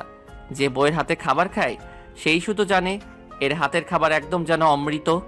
দুঃখের বিষয়, আমি এখনো ছোট্ট বাচ্চা, একটা ছেলে, সবেমাত্র এসএসসি দিলাম, বিয়ে করা তো দূরের কথা, বউ পামু কই?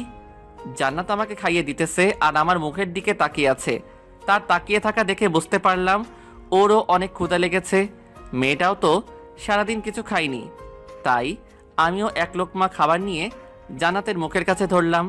সাথে সাথে মেয়েটা খাবার মুখে নিয়ে নিল, যেন সেই অপেক্ষাতেই ছিল আমি কখন তাকে খাবার খাইয়ে দেই। খাবার মুখে নিতেই জান্নাতের চোখ দিয়ে পানি গড়িয়ে পড়ল। এটা কোনো দুঃখের পানি দেখলাম না, এটা যেন রাজ্য জয়ের আনন্দের চোখের পানি। সবার বউই চায় তার স্বামী তাকে একটু কেয়ার করবে, একটু ভালোবাসবে। খাবার সময় আবদার করে বর তার বউকে বলবে, তুমি আমাকে খাইয়ে না দিলে আমি খাবই না। বউ যখন তার স্বামীকে খাইয়ে দেবে, তার স্বামীও তখন তার বউকে খাইয়ে দেবে। এতটুকুই। বউদের তখন আর কিছুই যেন চাই না, এতেই নিজেকে যেন রানী মনে করেন। কথাগুলো ভাবতে ভাবতে আমাদের খাওয়া শেষ। তারপর আমার ফোনটা বেজে উঠল। বউ। ইউ।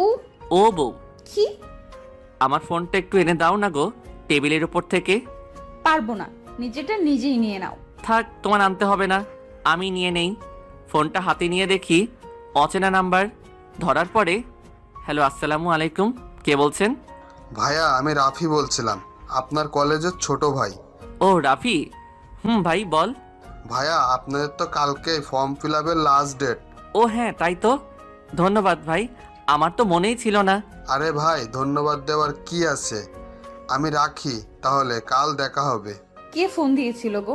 রাফি কলেজের ছোট ভাই, কাল একবার কলেজে যেতে হবে, ফর্ম পূরণ করতে হবে। ও, তাহলে আর দেরি করো না। পরের দিন সকাল 7টা, জান্নাতের কপালে চুমু এঁকে দিয়ে ভার্সিটির উদ্দেশ্যে রওনা দিলাম। কলেজের মধ্যে ঢুকতেই আমার চোখ কপালে উঠে গেল।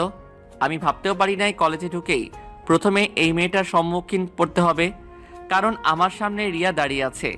আমি রিয়াকে দেখেও না দেখার মতো করে রিয়াকে পাশ কাটিয়ে যেতে লাগলাম। অমনি রিয়া, ওই আজিজ, দাঁড়াও। আমি দাঁড়িয়ে গেলাম আর রিয়া এক প্রকার দৌড়ে আমার কাছে চলে আসলো। কেমন আছো আজিজ? ভালো, তুমি? খুবই ভালো। আচ্ছা আজিজ, শুনলাম তুমি নাকি জান্নাতকে বিয়ে করেছো। কাজটা কি তুমি ঠিক করলে আজিজ? মানে কি বলতে চাচ্ছ তুমি? মানে কিছু না। আচ্ছা আজিজ, একটা কথা বলো তো, জান্নাতের মধ্যে কি এমন পেলে যা আমার কাছে ছিল না? জান্নাত তোমায় কি এমন সুখ দিতেছে যা আমি তোমায় দিতে পারতাম না? আমি কি তোমাকে জান্নাতের থেকে বেশি আমি তোমায় সুখ দিতে পারতাম? রিয়া, তুমি একটু বেশি বলে ফেলছো না? বেশি বলিনি আজিজ। তুমি হয়তো জানো না, এই কলেজের শুধু স্টুডেন্টরাই আমার জন্য পাগল না, অনেক স্যারও আছে যারা আমার জন্য পাগল, আর আমি শুধুই তোমার জন্য পাগল। ছি রিয়া, তুমি কি সত্যি পাগল হয়ে গেলে নাকি? কি বলো এগুলা? হ্যাঁ হ্যাঁ, আমি পাগল হয়ে গেছি, তোমার জন্য পাগল হয়ে গেছি। আচ্ছা, তুমি চাইলেই পরীক্ষা করে নিতে পারো কার কাছে বেশি সুখ পাও, তুমি আমার কাছে নাকি ওই জান্নাতের কাছে। এসো আমার সাথে, এসো কমন রুমে, তোমাকে দেখিয়ে নিয়ে আসি কে বেশি সুখ দিতে পারে। বলেই রিয়া আমার হাত ধরে টানতে লাগলো। আমি রিয়ার হাতটা ছাড়িয়ে রিয়াকে একটা গালে থাপ্পড় মেরে বললাম, ছি রিয়া, তোমার মন মানসিকতা এতটা নীচ? তোমাকে আমি একটা ভালো মেয়ে মনে করেছিলাম, কিন্তু তুমি আমাকে মারলে আজিজ? তুমি হয়তো জানো না আজিজ, আমি যা চাই তাই পাই, দরকার পড়লে জোর করে আদায় করে নেই, আর যদি তাও না পাই তাহলে কাউকে পেতে দেই না। এমন কমন ডায়লগ সবাই দেয়, আমিও তোমাকে তার ব্যতিক্রম মনে করি না। আমি কি জিনিস তুমি এখনো জানতে পারোনি আজিজ। তুমি কি করতে চাচ্ছ? Wait and C.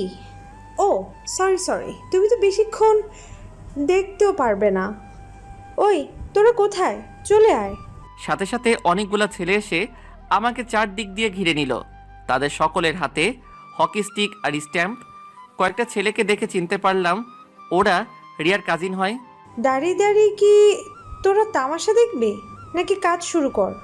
হ্যাঁ আপু, কাজ শুরু করছি। বলেই আমার পায়ের হাঁটুর গিরাতে একটা বাড়ি মারল। তাল সামলাতে না পেরে মাঠের মধ্যে পড়ে গেলাম। কি হলো, তোরা থামলি কেন? ওর এমন অবস্থা করবি যাতে বুঝতে পারে এই রিয়ার কথা না মানলে কি হয়। তারপর সবাই মিলে আমাকে মারতে লাগলো।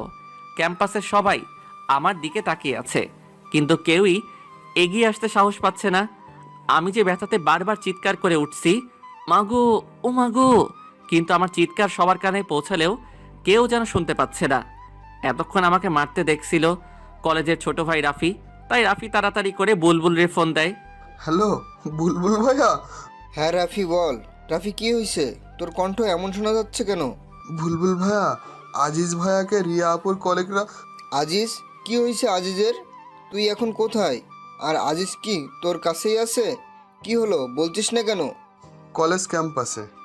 তুই চিন্তা করিস না ভাই, আমি আসছি। তুই রাহাত, সুমন আর আমাদের ক্লাবের সকলকে খবর দে, আমি আসছি। বুলবুল এক প্রকার পাগলের মতো দৌড় দিতে লাগলো। রাফি এদিকে রাহাত, সুমন আর তাদের ক্লাবের সকলকে খবর দিয়ে দেয়। সকলে ছুটে চলে আসে কলেজে। এসে দেখে আজিজ জ্ঞান হারিয়ে মাঠের মধ্যে পড়ে আছে। তবুও রিয়ার কাজিনরা আজিজকে মেরেই যাচ্ছে। বুলবুলদের দেখে রিয়া পালিয়ে যেতে লাগলে তাদের কলেজের আসিয়া নামের একটা মেয়ে রিয়াকে ধরে ফেলে, আর সাথে তার বান্ধবীরাও। এদিকে বুলবুল, সুমন, রাহাত ও তাদের বন্ধুরা রিয়ার কাজিনদের উড়াধুরা মারতে থাকে। কিছুক্ষণ পর পুলিশ চলে আসে সেখানে এবং সব কিছু পর্যবেক্ষণ করে রিয়া ও তার কাজিনদের ধরে নিয়ে যায়। এদিকে জ্ঞান হারিয়ে মাঠের মধ্যে পড়ে আছে আজিজ।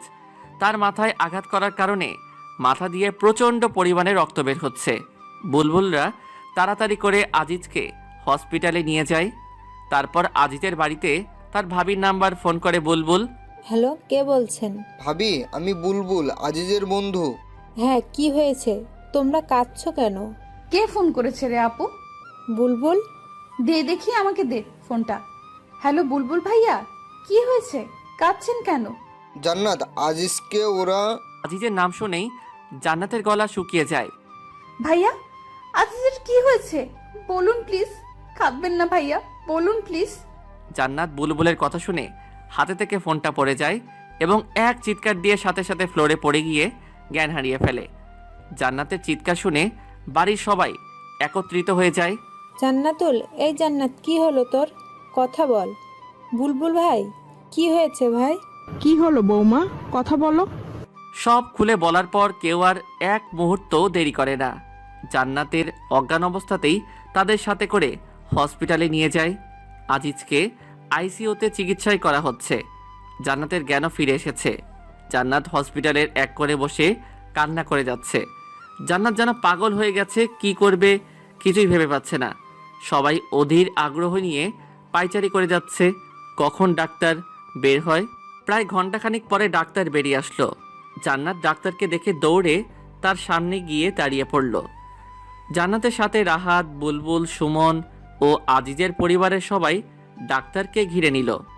ডাক্তার, আমার বরটা কেমন আছে ডাক্তার? খুব ভালো আছে তো ডাক্তার? আমার বরটার কিছু হয় নাই তো ডাক্তার? বলুন ডাক্তার, বলুন। আসলে আমরা কি আসলে আসলে করছেন? বলুন না ডাক্তার, আমার আজিজের কিছু হয় নাই তো? বলুন। জান্নাত ছোট বাচ্চাদের মতো এমনভাবে আবদার করছে যেন ডাক্তার মুখে বললেই সবকিছু ঠিক হয়ে যাবে। ডাক্তার বুলবুলের সামনে আসে। ডাক্তার বুলবুলের ছোটবেলার বন্ধু। কি হলো দোষ, কথা বলছিস না কেন? আমরা যথাসাধ্য চেষ্টা করছি রে দোষ, কিন্তু কিছু করতে পারলাম না। আজিজকে খুব খারাপভাবে মারা হয়েছে, ওর হাত পায়ের শিরায় শিরায় বেশি মারা হয়েছে। আর সব থেকে যেটা খারাপ হয়েছে তা হলো মাথায় বাড়ি মারার কারণে ওর মস্তিষ্কে সজোরে আঘাত এনেছে। তাই আমাদের হাতে আর কিছু নেই রে দোষ। দোষ, আজিজের জ্ঞান কি ফিরেছে? না, আর 24 ঘন্টার মধ্যে আমরা জ্ঞান ফেরারেও কোনো সম্ভাবনা দেখছি না। আর আজের যে অবস্থাতে এখন আছে তাতে ওর সেন্স ফিরতে 24 ঘন্টা অথবা 1 মাস, 1 বছর, আবার নাও ফিরতে পারে। মানে আমি তোদের বোঝাতে চাচ্ছি আজিজ এখন কোমাতে চলে গেছে। ডাক্তারের কথা শুনে জান্নাত আবারও জ্ঞান হারিয়ে ফেলেন। সবাই মিলে জান্নাতকে নিয়ে আবার ব্যস্ত হয়ে পড়ে। জান্নাতকে একটা ক্যাবিনে নিয়ে রাখা হয়। জান্নাতের পাশে বসে আছেন জান্নাতের বোন। আজিজকে দেখার জন্য তার পরিবারের সবাই ব্যস্ত হয়ে পড়েছেন, কিন্তু ডাক্তার বারণ করে দিয়েছে 24 ঘন্টা না যাওয়া পর্যন্ত রোগীকে কোনো প্রকার বিরক্ত করা যাবে না। এদিকে জান্নাতের প্রায় ঘন্টাখানিক পরে জ্ঞান ফিরে। জ্ঞান ফিরতেই আজিজ আজিজ বলে চিৎকার করে ওঠে। আপু, আমার বর কই রে? ওর কিছু হয় নাই তাই না রে আপু? ওই ডাক্তারটা না খুব বাজে তাই না রে আপু? আমার বরকে নিয়ে কি সব আজে বাজে কথা বলছিল। আমি আমার বরের কাছে যাব, আমাকে নিয়ে চল না রে আপু। তুই শান্ত হ বোন, আজিজের তো কিছুই হয় নাই তাই না? আজিজ এখন ঘুমিয়ে আছে, ওকে তো এখন বিরক্ত করা যাবে না। আজিজের কাছে গেলে তো আজিজের ঘুম ভেঙে যাবে তাই না রে বোন? তুই কান্না করছিস কেন রে আপু? ওহো, আমি বুঝতে পেরেছি, তোরা মিথ্যা বলে আমাকে সান্ত্বনা দিচ্ছিস তাই না? ধুর পাগলি, আমি কখন কাঁদলাম? এই দেখ, আমার চোখে কি পানি আছে নাকি? তুই কি দেখেছিস? তাহলে আমাকে আমার বরটার কাছে নিয়ে চল, আমার বরটাকে আমার খুব দেখতে ইচ্ছে করছে। তোকে বললাম না, আজিজ এখন ঘুমিয়ে আছে, ওকে বিরক্ত করা যাবে না। আমি কোনো রকম বিরক্ত করব না, সত্যি বলছি। শুধু একটু দূর থেকে দেখব, নিয়ে চল না রে আপু। বললাম না আজিজ ঘুমাচ্ছে। তোকে আমি বললাম না, আমি শুধু দূর থেকে ওরে দেখব। কথা কি তোর কানে যায় না? আমাকে নিয়ে চল না রে আপু, শুধু একটা বার দূর থেকে আমার বরটাকে দেখব। যাবি নিয়ে আমাকে? দূরে থেকেই দেখবি তো, কাছে যাবার জন্য আবার পাগলামো করবি না তো? সত্যি বলছি, শুধু দূর থেকেই একটাবার দেখব। তারপর আপু জান্নাতকে নিয়ে আজিজের কেবিনের সামনে যায়। আজিজের কেবিনের সামনে শুধু বুলবুল বসে আছে, আর বাকি সকলকে তাড়িয়ে দিয়েছে বুলবুল। ও বলেছে সব কিছু একাই দেখতে পারবে, আর জান্নাতের কাছে রয়ে গেছে ওর আপু। জান্নাত ধীর পায়ে হাঁটতে হাঁটতে কেবিনের সামনে চলে আসলো। কাচের দরজা দিয়ে দেখা যাচ্ছে একজন সোজা টান হয়ে শুয়ে আছে, হাতে পায়ে আঘাতের চিহ্ন, মাথায় ব্যান্ডেজ, হাতে স্যালাইনে সুচ লাগানো। তারপরও জান্নাতের চিনতে ভুল হলো না, এটা ওর সব থেকে কাছের মানুষ, ওর বর। জান্নাত দরজার কাচের সাথে হেলান দিয়ে চোখের পানি ফেলতে ফেলতে ফ্লোরে বসে একদম স্তব্ধ নির্বাক হয়ে আজিজকে দেখতে লাগলো। এক সময় হুট করেই দাঁড়িয়ে জান্নাত ডাক্তার ডাক্তার বলে চিল্লাতে লাগলো। ডাক্তার, ডাক্তার, প্লিজ দরজাটা একবার খুলে দিন। আমি শুধু একটাবার আমার বরটাকে আদর করব, দেখবেন তাতেই আমার বর সুস্থ হয়ে উঠবে। প্লিজ ডাক্তার, খুলে দিন না। সরি আপু, এখন এটা আমরা অ্যালাউ করতে পারি না। বোন বোন তুই শান্ত হ বোন, তুই না বললি কোনো পাগলামো করবি না। আপু দেখ না, আজিজের খুব কষ্ট হচ্ছে, ওনাদের বল না আমাকে একবার আজিজের কাছে যেতে দিতে। ভাইয়া আপনি একবার ওদের বলুন না দরজাটা একবার খুলে দিতে। ডাক্তারটা তো আপনার বন্ধু হন, আপনার কথা শুনবে। প্লিজ ভাইয়া একটাবার বলুন না। জান্নাত, জান্নাত তুমি শান্ত হও, আমি দেখছি কি করা যায়। দোষ একটাবার কি জান্নাতের ভিতরে যেতে দেওয়া যায় না? দোস্ত দেখ, এতে হিতে বিপরীত হতে পারে। কিন্তু দোষ একটাবার মেয়েটার কথা ভেবে দেখ, ও এখন কিসের মধ্যে দিয়ে যাচ্ছে। কিন্তু দোস্ত, কেন কিন্তু নয় দোষ, প্লিজ বিষয়টা একবার ভেবে দেখ। তারপর ডাক্তার কিছু একটা ভেবে দরজাটা খুলে দেন। জান্নাত আর এক মুহূর্ত দাঁড়িয়ে না থেকে দৌড়ে ভিতরে চলে যায়। আজিজের ঠিক পা বরাবর গিয়ে দাঁড়ায়, তারপর বসে পা দুটো জড়িয়ে ধরে। তুমি আমার সাথে মজা করছো তাই না বর? তোমাকে জানাই নাই যে আমাদের সম্পর্কের কথা সবাই জানে, তার জন্য আমার উপর অভিমান করে আছো তাই না বর? বিশ্বাস করো, আর কোনোদিন তোমার কাছ থেকে কোনো কথা লুকাবো না। প্লিজ একটা বার কথা বলো, একটা বার তোমার এই মুখ দিয়ে বলো না আমাকে যে তুমি আমার একটি মাত্র দুষ্টু মিষ্টি আদরের বউ। আমাকে বলো না আমি পেতনি বউ। কি বলবে না? দেখো এই পেতনিটার না খুব কষ্ট হচ্ছে, তুমি বলতে এই পেতনিটাকে তুমি কখনোই কষ্ট পেতে দিবে না, তাহলে কেন এই পেতনিটাকে কষ্ট পেতে দিতেছো? তুমি না সত্যিই খুব স্বার্থপর একটা মানুষ। কাল রাতেই না বললে আমাকে ছেড়ে কোনো দিন কোথাও যাবে না, আমাদেরকে কেউ আলাদা করতে পারবে না, যে আমাদের আলাদা করতে আসবে তারই হাত পা ভেঙে দিবে। তাহলে কেন আমাকে একা রেখে নিচেই চলে যাচ্ছ? বলো না, কথা বলো বর। তুমি আমার সাথে কথা না বললে কি হবে? আমি তোমাকে ছেড়ে কোথাও যাচ্ছি না, এই বলে দিলাম। আর আমি তো তোমার সাথে সব সময় কথা বলেই যাব, তুমি আমার সাথে কথা বলো আর নাই বলো। 5 মাস পর আজিজ এখনও সেই আগের মতনই আছে। জান্নাতের সাথে আর কোনো কথা বলে না, কিন্তু জান্নাত সবসময় আজিজের পাশেই থাকে আর সারাটা দিন ওর সাথে ভোগ ভোগ করেই যায়। এদিকে জান্নাতের আম্মু আজিজের আম্মুকে বলছেন, বেয়ান একটা কথা বলবো? জি বেআইন বলেন, এটা আবার জিজ্ঞেস করতে হবে কেন? বেয়ান দেখেন, আজই যেভাবে পড়ে আছে কম দিন তো হলো না, আর যে কথাটা বলতে চাইছি আপনি নিশ্চয়ই বুঝতে পারছেন। আমার মেয়ে জান্নাতের তো একটা ভবিষ্যৎ বলে কিছু আছে, তাই না বেয়ান? এভাবে আর কতদিন চলতে দেওয়া যায় আপনিই বলুন। আম্মু তুমি কি বলছো এসব?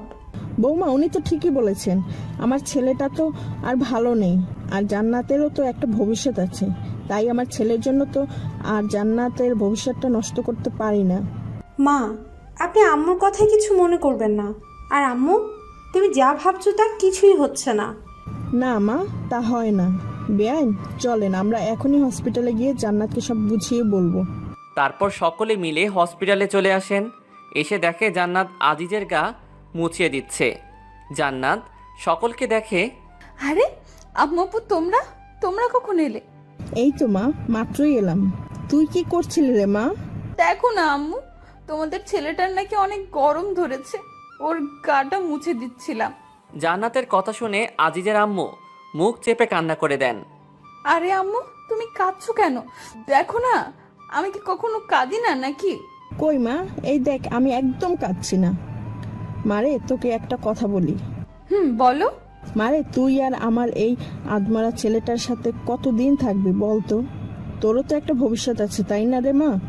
সেটাও তো ভাবতে হবে আমাদের। আজিজের আম্মু কথা শুনে জান্নাতের হাসি মাখা মুখখানা নিমেষে কালো হয়ে যায়। তুমি কি বলতে চাচ্ছ আম্মু? আমি আমার বরটাকে ছেড়ে চলে যাই, এটাই বলতে চাচ্ছ তাই না? হ্যাঁ রে মা, তুই একদম ঠিক ধরেছিস। আর কতদিন এই মিথ্যা জীবন কাটাবি বল? আম্মু তোমরা যদি ভেবে থাকো আমার বরের কাছ থেকে আমাকে আলাদা করবে, তাহলে ভুল ভাবছো। কিন্তু মা। কোনো কিন্তু না, তোমরা এখন এখান থেকে যাও তো, আমার ভালো লাগছে না। বিশেষ করে তোমাদেরকে এখানে আমার একদমই সহ্য হচ্ছে না। বের হও প্লিজ। জান্নাত তাদেরকে এক প্রকার ধাক্কাই বের করে দিল। তারপর আজিজের মুখ সামনে মুখ এনে কান্না করতে করতে একটা কথা, এই 5 মাসে জান্নাত একটা দিনও কাঁদে নাই। প্রথম দিন বাদে সে আজিজের সাথে থেকে নিজেকে সুখী মনে করত। আজকের প্রথম কান্না করছে। বর, হাই বর, তুমি ওদের কথা শুনেছো? ওরা তোমার কাছ থেকে আমাকে খেড়ে নিতে চায়, আমাদেরকে আলাদা করে দিতে চায়। তুমি না বলতে আমাদেরকে কেউ আলাদা করতে পারবে না, যে আলাদা করতে আসবে তুমি তার হাত পা ভেঙে দিবে। তাহলে এখন চুপ করে আছো কেন? চলো না আমরা দুজন মিলে ওদের হাত পা ভেঙে দিব। ওঠো না গো বর, ওঠো। ও, এখন আমি বুঝতে পেরেছি, তুমি তো এখন আর আমাকে ভালোই বাসো না, তাই না? তাই তো কিছু বলছো না, তাই না? ঠিক আছে, তোমার কিছুই করতে হবে না। যে আমাদের আলাদা করতে আসবে আমি একাই তার হাত পা ভেঙে দিব। জান্নাত আজিজের মুখের কাছে মুখ এনে এগুলো বলছে আর কান্না করছে। জান্নাতের চোখের পানি আজিজের মুখে গিয়ে পড়ছে, কিন্তু আজিজ যেমন ঠিক তেমনই আছে। জান্নাতের কথাগুলো যেন সে শুনতেই পাচ্ছে না। একসময় জান্নাত হুট করেই ডাক্তার ডাক্তার বলে চিৎকার করে ওঠে। জান্নাত অনবরত কেঁদে চলেছে। জান্নাতের চোখের পানি তার গাল বেয়ে গড়িয়ে আজিজের মুখের উপর এসে পড়ছে। জান্নাতের চোখের পানি এক ফোঁটা আজিজের চোখের উপর পড়তেই আজিজ চোখ টিপে দিয়ে ওঠে, সাথে হাতটাও হালকা নাড়িয়ে ওঠে। জান্নাতের চোখ আজিজের চোখের দিকে পড়তেই জান্নাতের মুখে হাসি ফুটে ওঠে। হ্যাঁ বর, তুমি তোমার চোখটা মাত্রই নাড়ালে, তাই না? তার মানে তুমি আমার কথা শুনতে পাচ্ছ, তাই না? কি হলো, কথা বলছো না কেন? আমি জানি তো তুমি আমার কান্না একদমই সহ্য করতে পারো না, তাই তো চোখের ইশারা করে আমাকে কান্না করতে বারণ করছো, তাই না বর? ডাক্তার, ডাক্তার, কোথায় আপনারা? প্লিজ তাড়াতাড়ি আসুন ডাক্তার। কি হয়েছে, এমন উত্তেজিত হচ্ছেন কেন? দেখুন না, আমার বরটা একবার চোখ নাড়ানোর পরে আর নড়ছে না। আপনি প্লিজ উত্তেজিত হবেন না, আমাদের দেখতে দিন। How is possible? মানে তুই কি বলতে চাচ্ছিস? ক্লিয়ার করে বলতো দোস্ত। দ্যাটস মিরাক্কেল দোস্ত। আজিজের নার্ভে ধীরে ধীরে সজাগ হয়ে উঠছে দোস্ত। আমরা এর থেকে এখন ভালো কিছু আশা করতে পারি। মিসেস জান্নাত, আপনি যদি চান তাহলে আজকেই আমরা একটা রিস্ক নিতে চাই। ইনশাল্লাহ এতে কাজে দিতে পারে। জান্নাতের মুখের ভাষা যেন হারিয়ে ফেলেছে, কি বলবে কিছুই ভেবে পাচ্ছে না। ধীরে ধীরে জান্নাত ফ্লোরে বসে পড়ে। অতি সুখে আর অতি দুঃখে এই দুই সময়ে যেন মুখের ভাষা হারিয়ে যায়। জান্নাতেরও তাই হয়েছে, তবে এটা দুঃখের জন্য না, এটা অতি সুখের জন্য। 2 ঘন্টা পরে আইসিইউ এর দরজার সামনে ফ্লোরে বসে মুচকি মুচকি হাসছে জান্নাত। তার আজিজের সাথে যে দিন প্রথম দেখা হয়, সেই দিনের কথা মনে হতেই জান্নাতের হাসি পাচ্ছে বারবার। সেদিন ছিল 21শে জুলাই, নাবিলার জান্নাতের বেস্ট ফ্রেন্ড বুলবুলের বোনের জন্মদিন। একটা ছেলে হ্যাবলার মতো জান্নাতের দিকে তাকিয়েছিল। জান্নাতের দিকে ওভাবে তাকিয়ে থাকা দেখতেই জান্নাত ছেলেটির সামনে গিয়ে, এই ছেলে, সমস্যা কি আপনার? জি আমাকে বলছেন? আপনাকে নয়তো এখানে আর কে আছে শুনি? আমার দিকে এমন হ্যাপলার মতো তাকিয়ে আছেন কেন? আমি কখন আপনার দিকে তাকালাম? আজিজের এমন চেহারা দেখে জান্নাতের হাসি পেয়ে গেল। একটা কিউট ছেলে ভয় পেয়ে গেলে যে তাকে আরও কতটা কিউট লাগে তা জান্নাত আজিজকে না দেখলে যেন বুঝতেই পারতো না। তারপরও জান্নাত হাসি লুকিয়ে মুখে আবারও রাগীভাবে এনে আজিজকে বলল, দেখুন, একদম মিথ্যা বলার চেষ্টা করবেন না। এত সময় ধরে আমার দিকে তাকিয়ে থেকে এখন বলছেন তাকাইনি? আপনি ছেলেটা খুবই ফাজিল। সরি। ও, এখন ধরা পড়ে গেছেন এজন্য সরি বলা হচ্ছে না? মেয়েদের দিকে হ্যাবলার মতো তাকিয়ে থাকতে লজ্জা করে না? আমি আপনার দিকে মোটেও ওভাবে তাকিয়েছিলাম না, আর তারপরেও সরি তো বললাম। তার মানে আপনি বলতে চাচ্ছেন আমি মিথ্যা বলছি, আর সরি বললেই কি সব সমস্যার সমাধান হয়ে যায় নাকি? দেখুন মিস, আপনি কিন্তু এমনি এমনি ঝগড়া করছেন আমার সাথে। কি বললেন আপনি? আমি ঝগড়ুটে? আমি আপনার সাথে ঝগড়া করছি? আমি আপনাকে কখন ঝগড়ুটে বললাম? মাত্রই বললেন আমি নাকি আপনার সাথে ঝগড়া করছি, এখন আবার বলছেন কথা বললাম। ধুর, আপনার সাথে কথা বলাটাই ভুল। বলেই রাখতে রাখতে সেখান থেকে অন্য জায়গায় চলে যায় আজিজ, আর এদিকে জান্নাত হাসতে হাসতে যেন শেষ। কি ভিতর ছেলে রে বাবা, একটুতেই কেমন ভয় পেয়ে গেল, কিন্তু কথা বলতে ছেলেটা ভয় পেলে অনেক কিউট লাগে। একদম যেন কিউটের ডিব্বা। এরকম একটা কিউট ছেলেকেই তো খুঁজছিলাম এতদিন। এমন একটা কিউট বিএফ যদি আমার থাকতো, উফ, ভাবতেই কেমন কেমন লাগে। এখন যাই, ছেলেটাকে নাবিলার কাছ থেকে শুনে আসি। কি ঝগড়ুটে মেয়ে রে বাবা, একটু নাই তার দিকে তাকিয়েছিলাম, তাই বলে কি এভাবে পায়ে পাড়া দিয়ে ঝগড়া করবে নাকি? আমার জন্য সব মেয়েরা পাগল, আর এর দিকে তাকাতেই বাপরে বাপ। ভাগ্য ভালো এমন কোনো গার্লফ্রেন্ড আমার নেই, থাকলে তো জীবনটা তেনা তেনা বানিয়ে ছাড়তো।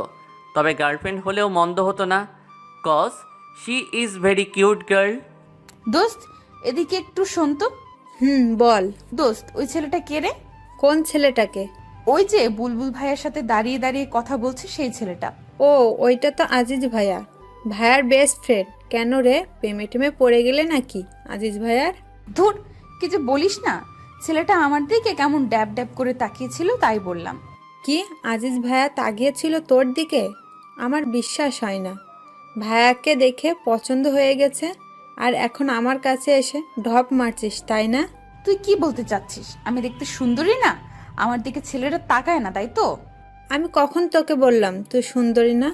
আমি তো বলছি আজিজ ভাইয়া কোনো মেয়ের দিকে ফিরেও তাকায় না, কিন্তু ভাইয়ার জন্য তো তাদের ভার্সিটির মেয়েরা আজিজ বলতে পাগল। ও, তাই বল। কি, প্রেমে পড়ে গেলি নাকি রে দোস্ত? তাতে একটু একটু পড়ে গিয়েছি রে দোস্ত, হেল্প কর না দোস্ত। ওকে ডান, বাট ট্রিট কিন্তু দিতেই হবে দোস্ত। ওকে, ট্রিট দিব, যা। কিন্তু এমন কিছু করবি যাতে তোর আজিজ ভাইয়া নিজে এসে আমাকে প্রপোজ করে। আমি কিন্তু প্রপোজ করতে যাব না। ওকে দোস্ত, তাই হবে। তুই শুধু দেখ কি করি। তারপর নাবিলা তার ভাই বুলবুলকে সব কিছু বুঝিয়ে বলে। বুলবুল প্রথমে রাজি না হতে চাইলেও পরে জান্নাতের রিকোয়েস্টে আর বোনের মুখের দিকে তাকিয়ে রাজি হয়ে যায়। তারপর বুলবুল আজিজকে কি যেন বলে, সব ম্যানেজ করে নেয়, কিন্তু তা আর জান্নাত ও নাবিলাকে কিছু বলে না। আর সেই দিনেই আজিজ জান্নাতকে প্রপোজ করে। কি রোমান্টিকভাবেই না প্রপোজ করেছিল সেদিন আজিজ জান্নাতকে। জান্নাত, এই জান্নাত, এত কি ভাবছিস বোন? হাসছিস কেন? আরে আপু, তুমি কখন এলে? আজিজের অপারেশন কি হয়ে গেছে? না, এখনো হয় নাই রে বোন, অপারেশন চলছে। তবে আল্লাহর উপর ভরসা রাখ, এইবার তিনি আমাদের উপর মুখ তুলে তাকাবেন রে বোন, ইনশাআল্লাহ। আপু।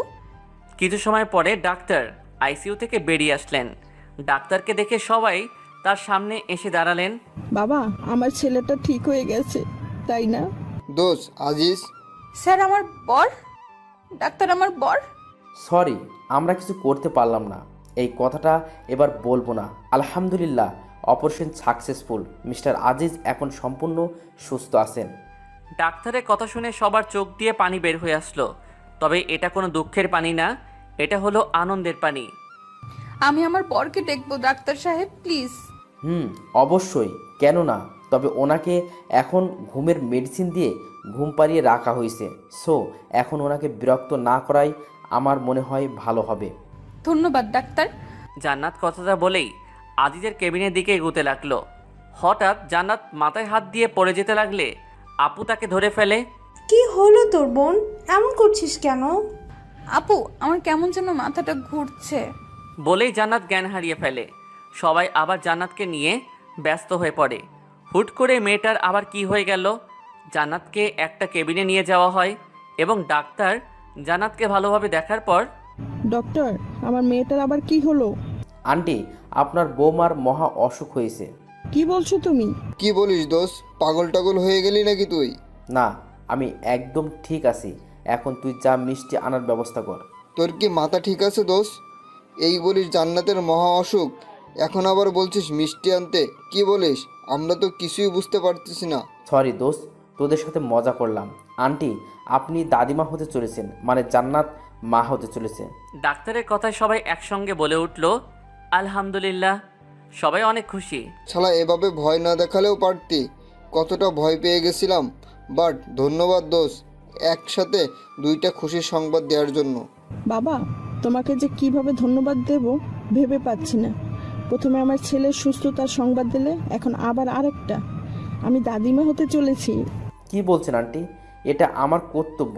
তাছাড়া আমি আজিজকে নিজের ভাইয়ের মতোই দেখি, এতে ধন্যবাদ দেবার কি আছে? 6 ঘন্টা পরে আজিজ এখনও শুয়ে আছে। একবার জ্ঞান ফিরলেও তাকে আবারও ঘুমের ওষুধ দিয়ে ঘুম পাড়িয়ে রাখা হয়েছে। জান্নাত শুয়ে আছে আজিজের বুকের উপর মাথা রেখে। আজ জান্নাত যেন পৃথিবীর সবচেয়ে বেশি একজন সুখী। সে আজ একদম পরিপূর্ণ একটা নারী হিসেবে নিজেকে মনে করছে, কারণ সে আবারও তার স্বামীকে ফিরে পেয়েছে। তার সাথে সে মা হতে চলেছেন। জান্নাত আজিজের বুকের উপর শুয়ে থেকে একটা শব্দ শুনতে পেল, আউ। জান্নাত আজিজের দিকে তাকিয়ে দেখে আজিজ মনে হয় ব্যথা পেয়েছে। তাই জান্নাত যেই উঠতে যাবে তখনই আজিজ জান্নাতকে শক্ত করে জড়িয়ে ধরে। জান্নাত যেন এটা কখনোই আশা করে নাই। জান্নাত আজিজের দিকে তাকিয়ে দেখে আজিজ জান্নাতের দিকে ছলছল চোখে তাকিয়ে আছে। আমাকে ছেড়ে চলে যাচ্ছ? আজিজের কথা শুনে জান্নাত যেন নিজের কানকে বিশ্বাস করতে পারছে না। তার বর তার সাথে আবার কথা বলছে। জান্নাতের চোখ দিয়ে অনবরত পানি ঝরতে লাগলো। কি হলো বউ, আমার সাথে কথা বলবে না? ঠিক আছে, তুমি যখন আমার সাথে কথাই বলবে না, তাহলে আমি যেমন ছিলাম আবার তেমনই হয়ে যাব। এইবার মেয়েটাকে থামায় কে? আজিজের কথা শুনে জান্নাত আজিজকে শক্ত করে জড়িয়ে ধরে হাউমাউ করে কেঁদে দিল। আমাকে কষ্ট দিয়ে তুমি খুব মজা পাও, তাই না? তোমাকে এভাবে দেখে আমার এতদিন কতটা কষ্ট হয়েছে জানো তুমি? তবু আমি নিজের মনোবল হারাইনি। আমি জানতাম আমার বরটা একদিন ঠিকই সুস্থ হয়ে উঠবে। এই কয়েকদিনে একটা বারের জন্য তোমাকে আমার চোখের আড়াল করিনি।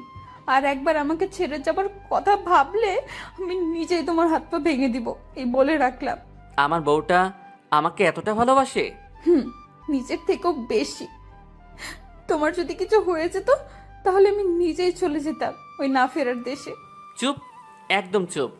আমার এই পেতনিটা থাকতে আমার কেউ কি কিছু করতে পারবে নাকি? আর আমি থাকতে আর আমার এই পেতনি বউটাকে কিছুই হতে দেব না রে। খুব বেশি যে ভালোবাসি আমার এই বউটাকে। হয়েছে হয়েছে, আর ন্যাকামি করতে হবে না। এতদিন আমাকে কষ্ট দিয়ে এখন আসছি এনে ভালোবাসা দেখাতে। ছাড়ো তো, আবার ব্যথা পাবে তুমি। না, পাবো না। আমি আমার বউটাকে কতদিন হলো আদর করি না, কিন্তু আজ আর ছাড়ছি না। কিছুক্ষণ চুপ থাকার পরে বর, উহ। আই বর, কি? আই বর, শোনো না। বউ, শুনেছি তো, বলো না। তুমি কি হতে চলেছো জানো? কি হতে চলেছি? তুমি বাবা হতে চলেছো আর আমি মা। কি সত্যি বলছো তুমি? ধুর, মিথ্যা বলতে যাব কেন? আমি বাবা হব? আলহামদুলিল্লাহ। জান্নাত, তুমি আমাকে সব থেকে খুশি সংবাদ দিলে আজ। তো এখন আমার পাওনা আমাকে বুঝিয়ে দাও। কি চাও শুধু বলো। আপাতত এখন তোমার ঠোঁটটা হলেই হবে, আর বাকিগুলো পরে আমি নিজেই আদায় করে নিব। বাধা দিয়েছে কে? তোমার জিনিস তুমি বুঝে নাও। আমার জিনিস আমি নিবই তো। বলেই জান্নাত আমার ঠোঁটটা তার নিজের দখলে করে নিল। আমি যে একজন অসুস্থ ব্যক্তি সেই দিকে যেন জান্নাতের খেয়ালই নেই। সে নিজের মতো করে আমার ঠোঁটগুলো তার নরম কোমল ঠোঁট দিয়ে আদর করে যাচ্ছে। এ ভালোবাসা যেন শেষ হবারই নয়, অনেক দিনের জমানো তো, তাই একটু আর কি। ছাড়ার পরে উফ, আমি কিন্তু অসুস্থ। এতক্ষণ কেউ চুমু দেয় নাকি একটা অসুস্থ ব্যক্তিকে? ও সরি সরি, রাগ করলে নাকি? আসো, আদর করে তোমার রাগটা ভাঙিয়ে দেই। বলে আবারও আমার ঠোঁটে তার ঠোঁটগুলো ডুবিয়ে দিল। মেয়েটার যেন চুমু খেয়ে তৃপ্তি হচ্ছেই না, আর মনেও হয় না আজ তার তৃপ্তি হবে বা আমাকে ছাড়বে। তাই আমিও জান্নাতের তালে তাল মিলিয়ে দিলাম। এখন আমরা এক অজানা সুখের সাগরে ভেসে চলেছি। তাই আপনাদের আর আমরা কষ্ট দিলাম না।